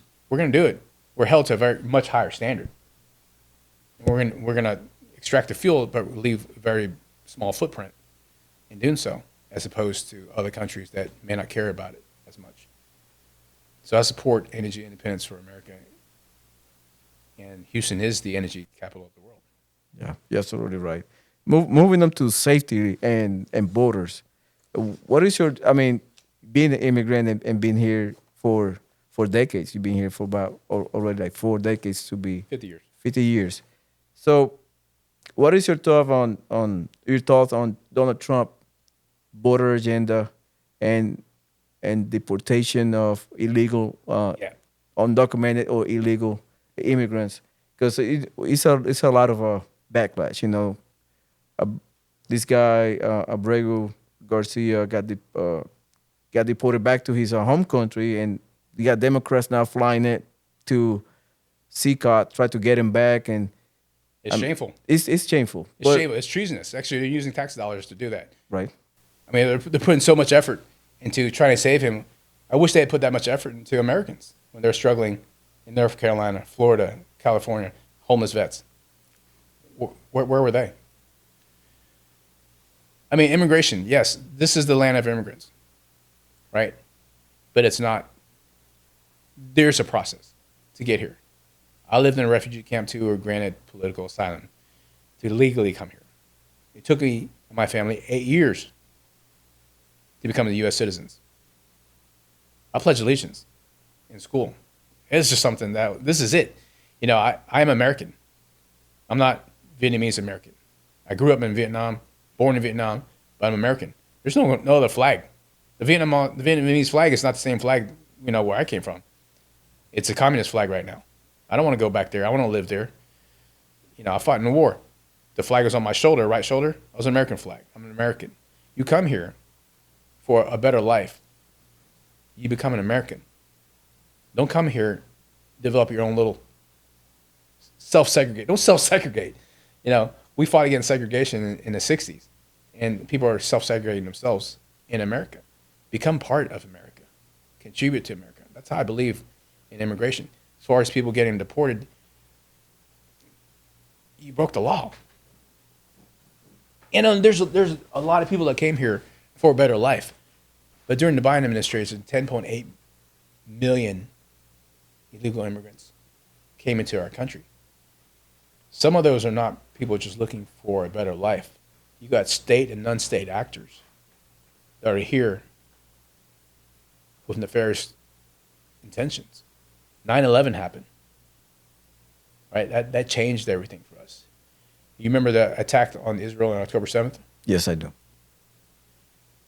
When I mean by non-state and state actors, you got people, state actors, you got Chinese fighting age men here. You've got potential ISIS-K, Hamas, coming down from the south, the border from north through Canada, inside the United States, building up cells, preparing for potentially an October 7th style attack here in the United States. You know, you watched the Sean Ryan show, you've seen Scott Mann. Yeah, and You should watch the episode. And they talked about, what if there was an October 7th type attack here in 7, 8 cities throughout the United States simultaneously? What do you think will happen? It'll shut down the country. They're gonna pick soft targets, schools, gun-free zones. Imagine all, you know, Houston, New York, Chicago, Los Angeles, Dallas. all at once, same day. Hold on. 10.8 billion. 10.8 million people have crossed into the borders. Thousands of those have bad intentions. What Donald Trump's doing is what needs to be done. But the sad part is, during Biden's administration, millions of people have been deported, but no one's fighting that. No one's talking about that. Donald Trump has deported tens of thousands, and Yeah. people are throwing up a fit. Judges are fighting that. I mean, I can't imagine the roadblocks that this man has to face at every turn. So this is why I've decided to step in, because he's going to need support in the House. We have a very thin razor thin margin of support in the House. We've got establishment rhinos in the House that are going to vote with the Democrats on things. He needs all the help he can get, and I'm on the way. That's why I'm part of this. I'm running for this because I want to save this country. This is my country. There's no other option. There's nowhere else for us to escape to. The final line is here in the United States, and we have to save it. You and I swore an oath, the Constitution, to defend against all enemies, foreign and domestic. We understood what the foreign enemies were. We faced them on the battlefield. But when we heard enemies, foreign or domestic, we kind of understood what that meant. But it's the last 4 years has become more clear. It's that deep state. And it's the people in the establishment. They're colluding with the deep state to destroy our country. Imagine what all the things that Doge is finding out. And what's crazy, all the stuff that they're finding out, people aren't pissed about that. They're pissed that Elon is fighting them. Like somebody's robbing your house. And you're pissed off at the guy that's trying to like point out, hey, we're going to at your neighbor. Yeah. It's ridiculous. People have lost their minds. Yeah. Common sense is gone. I'm telling you, it is a twilight zone that we be living right now. Because everything now is upside down. Mm-hmm. Right is wrong, wrong is right. And all this, I follow one guy that he's from Argentina, and he talks a lot, Agustin Laje. He talk about the cultural war that is going on. And it happened in China with with Mao. He mm-hmm. fought a cultural war to change the perception of the country by erasing history, tearing down statues, and basically destroying the whole old system to create a new one under the communism regime, mm-hmm. and basically, like you were saying, like indoctrination of re-education camps. It is like a repeating all over itself again. But now we have it in our soil with this woke agenda about schools and having kids transition to different genders, even though they are 5 years old. Yeah, taken away from the family. And take it away from the family. Move away from your support system. Yeah, because they belong to the state, and all the stuff going on in our country. 10 years ago, you would have told me about all this going on. In 2010, you told me like, hey, this is what's about to happen in 2025 or whatever. And I will tell you, you're crazy. Oh, yeah. That's something out of the movie. I'm there with you, brother. Now, after I've been retired for 8 years, now seeing this, it is like unreal. Seeing this like right now. Because if you look at the history and you know what happened in Russia, you happen Mao in China. Mm-hmm. You see in Cuba, being a prosperous country before Fidel Castro took over, destroyed that country in less than 10 years. Now seeing here, the same playbook, Marxism. Mm-hmm. What is your thoughts on how we can stop the movement and going back to our principles? To stop it, we have to understand what's been going on. So the left has been playing chess, indoctrination of our children in the schools, in a corporate, corporate companies, pushing all these agendas, pushing the woke agendas. They have a hellified propaganda machine, from the media to the news outlets to Hollywood to movies. They've been playing chess. Conservatives haven't even been playing checkers. We've been playing tic-tac-toe. What happened since Trump's got in office? Trump's playing multi-dimensional chess, and it's freaking out the left. He's always one step ahead, and he's setting out traps, and they're jumping on it. And this is how we need to play it. We have to understand that we have been way behind with indoctrination of our kids in schools, taking away American history. Not understanding American history and did not understand the Revolutionary War and why we fought against that, why we have the amendments, why we have the Second Amendment. Without that, it's from people who escaped England because they were oppressed, and then they fought against oppression and tyranny. And after they won, they created the Bill of Rights to avoid what they escaped from happening in this country. And you take that out of schools, kids don't understand. And they're out there marching because they got the marching orders because it's emotion. It's all about emotions. There's no common sense. If you put it back in schools and you put back patriotism and the love for our country, that would change. So we have to get back into the schools. We have to get all these woke leaders in our school boards out. We have to vote them out. There's no reason Texas, all of our main cities are run by Democrat leaders, mayors. Why?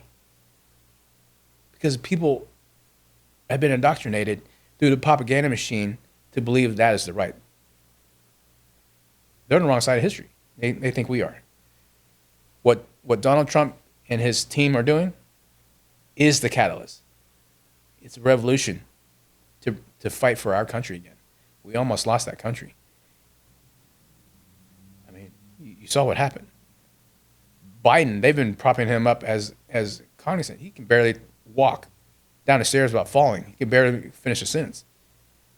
And they've covered that up. They took away, like they stole that election from him. They moved him out of the way and put Kamala in. They didn't even allow other Democratic primaries to run. She was your choice. The worst, the lowest, during her primaries for president, she got the lowest votes. But yet she was going to run this country. I mean, people are seeing that now. I mean, a lot of Americans are seeing that now. And we're starting to stem, but we need help from all different sides. It's a hard battle. It's an incredibly hard battle. But we have to fight because there's no other option for our country. And I love what Pete Hegseth is doing in the military. I met Pete at an event, the 25 most impactful veterans in energy. I got to do as one of the speakers, and so was Pete. This is way before he became Secretary of Defense. But I love what he's doing. He's making our military stronger. He's making it a lethal force.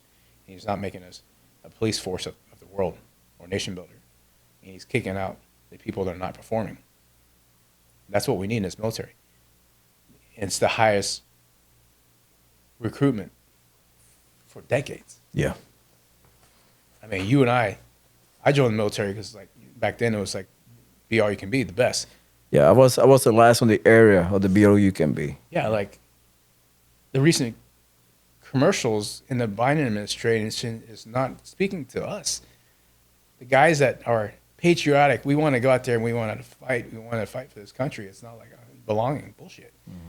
I remember in boot camp, there was some tiff between some of the African Americans and like some of the Hispanics, and like our drill sergeants would have stopped that very quick. It's like, you're all green. I don't care what color you are. You're all green and you're all maggots until you earn until you graduate boot camp. Yeah. And become privates. You know. And we that got fixed very quickly. We became a team. And we realized, yeah, we're all on one team. We're all green and we serve this flag. The United States of America. That's it. Simple. Mm-hmm. Now we're talking about, Pete Hegseth and the military. What is your thoughts on the Second Amendment? Because you're very a big proponent of, the Second Amendment, which I am too. I love my toys and my tools, and I will always keep them by my side. But what is your thoughts on what the left calls common sense laws? I'll tell you about common sense laws. There is already a common sense gun law. It's called the Second Amendment. That's it. It's not to regulate the people. It's to regulate the government. Without the Second Amendment, we wouldn't have the First, we wouldn't have the Third, Fourth, or any of the amendments. It's protect. It's not, our forefathers didn't create the Second Amendment after a duck hunt or deer hunt. It's after fighting a tyrannical government. It's to give the people the means to defend themselves and their families from everyday dangers, but also against the government. It means to oppress them. And the thing I hate most when I hear it on TV is like gun violence. That word gun violence is from people who don't understand it. When those planes hit the towers in 9/11, did we call that plane violence? When I got blown up in Afghanistan, from a bomb. Was that bomb violence? No, it was violence. Guns are just a tool. And I think some of the most dangerous places in America are gun-free zones. It's a target-rich environment for evil men. We need guns. And we have guns because this is America, because we fought for that right. And it shouldn't be restricted. And I'm more of the extreme. I believe that there shouldn't be gun-free zones if it doesn't need to be. Like in schools, I feel like teachers should have the option, the ability to voluntarily carry a weapon. And of course, they have to be trained on it. You know, if you're going to choose to be a protector in a school, school administrators should have the ability to protect themselves. School shootings, I guess it's all the rage. Hey, I want to get my name out there. Some dumb kid is going to go shoot up a school. How long does it take for a cop to get there? And usually most police officers, when they arrive at a school shooting, they're going to cordon off the area. They're not going to jump in. They're going to wait for SWAT, a tactical team, to actually go in. What they're doing is they're going to cordon off the area, get people out, and keep other people from coming in. And what that does is give free rein for that shooter. They just continue doing what they're doing. Now, there are a lot of police departments that are changing that rule, that they're actually going to go in and address the situation. But imagine if you're some whacked out kid that decides, hey, I'm going to go do a school shooting, and know that the teacher's armed. It's not a target-rich environment anymore. They may get a few targets, casualties, but they're going to get shot in the face. That's how you stop those things. Yeah. You empower the people.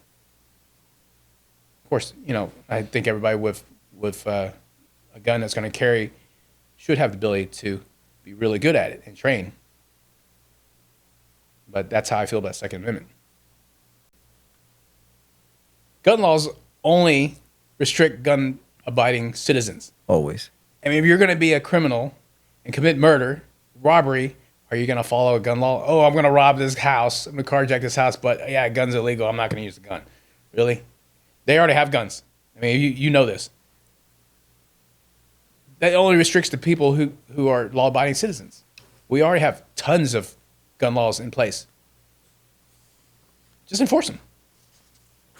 All right, Nick, on you haven't done a lot of public speaking lately. I haven't seen you since you're moving through these uncharted waters of politics and all the stuff. You've been doing a lot of public speaking, and I hear you talking about conquering mountains. Can you tell me more? Yeah, conquering mountains. So throughout my life, I attribute the challenges that I had. Like whenever I come up to a challenge, sometimes it seems impossible. Like I don't know how I can ever make it through this problem, this challenge in my life, and it's just so intimidating, so scared. It's like being at the bottom of a mountain, and you're looking up. It's like, how can I ever get on top of this? For example, like I said, with finishing my degree after being out of school for so long, and now having a full-time job, being married, having a child, how can I finish school? And I found that from an experience I had in the military in boot camp. It was my first 12-mile ruck march. And being a dumb private without experience, I decided, hey, I'm going to save a brand new pair of boots for this ruck march, my first ruck march. And of course, 4 miles in, I started getting blisters in my feet, big blisters. And then by close to the 6th mile, they burst. And I had no skin by my feet. And the weep holes in my boots, blood was seeping out of that. And I just felt like I was done. I sat on the side of the road, and I was done. My drill sergeant came up and said, what's wrong? So I told him what was going on. And he looked at me hard in the eye, and he said, what do you do in combat? It's not what I wanted to hear, but that's what I needed to hear. So I sucked it up. I got up, put my boots back on. I had another 6 miles to go. And in each painful step, I walked, put one foot in front of the other, made it to the next rock. There's a tree down there. I'm going to make it to that tree, over that hill, to the next rock. And that's how I've learned. I learned how to tackle my problems in life.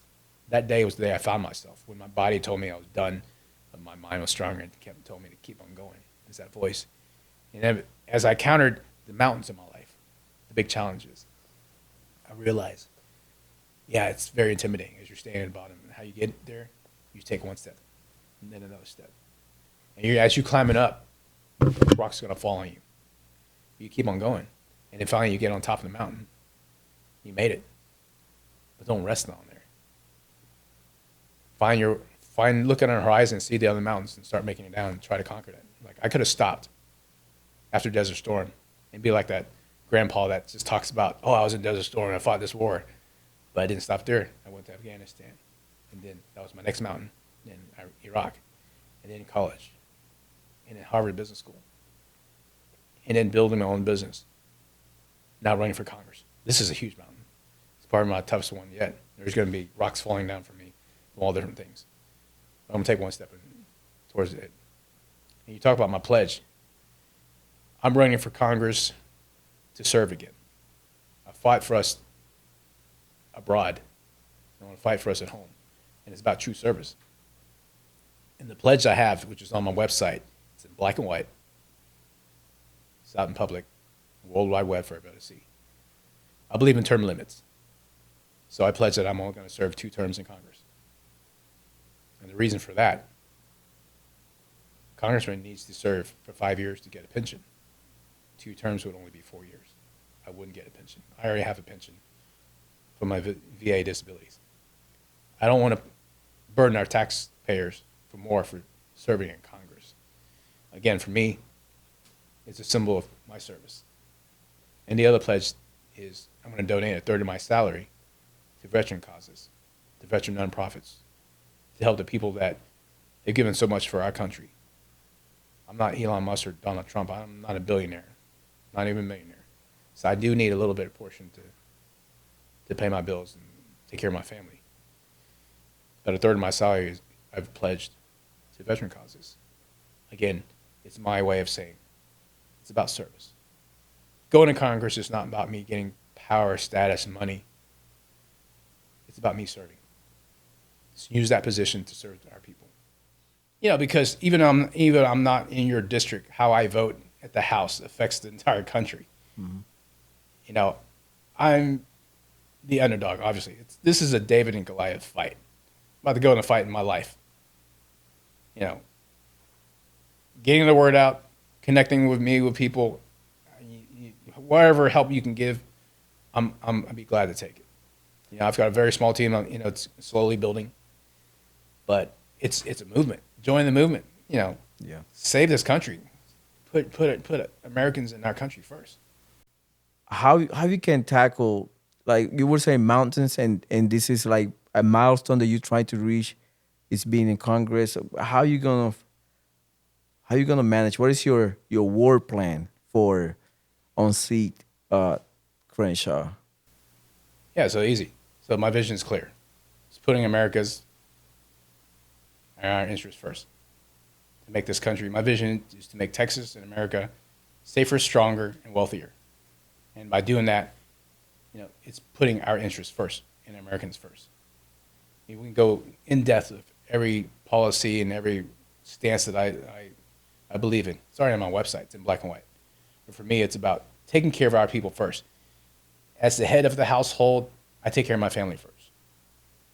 Full stop. Nothing else. As a servant, as a representative of District 2 in the House of Representatives, I want to put our district, our Americans, our country first. It's easy. All right. Appreciate it, man. That's it. Hey, I appreciate you being here today. I don't know how long we've been talking. How long have we been talking? 2 hours, 40 minutes. 2 hours, almost 3 hours. It didn't seem like that. No, it didn't seem like that. I really enjoy our conversation. I really enjoy the way you handle yourself and how open you are to the question that I have for you. Do you have any last messages for your constituent? Yeah, I would say that, you know, I'm new to politics. I'm new to the game, but I'm not new to service. And I've proven my loyalty to this country, my love for this country. I'm not new to business. I've built programs, global programs, built my own business. I know how to manage a business. How to be fiscally responsible. I know what it's like to struggle to make payroll and how to operate lean and efficiently. Absolutely. Tran, thank you, Nick. Really appreciate it. I hope you like this content. Please, if you are kind enough, go to his website, which is Nick NickTranForTexas.com. Nick Tran for Texas. And please donate. Just it's a real red button, big. Just click on there and donate. Doesn't matter if you're United States or Virgin Islands. Just click there and donate. It will help a good cause. Really appreciate it. Thank you so much. Thank you, Nick. Appreciate it. Thank you for your time.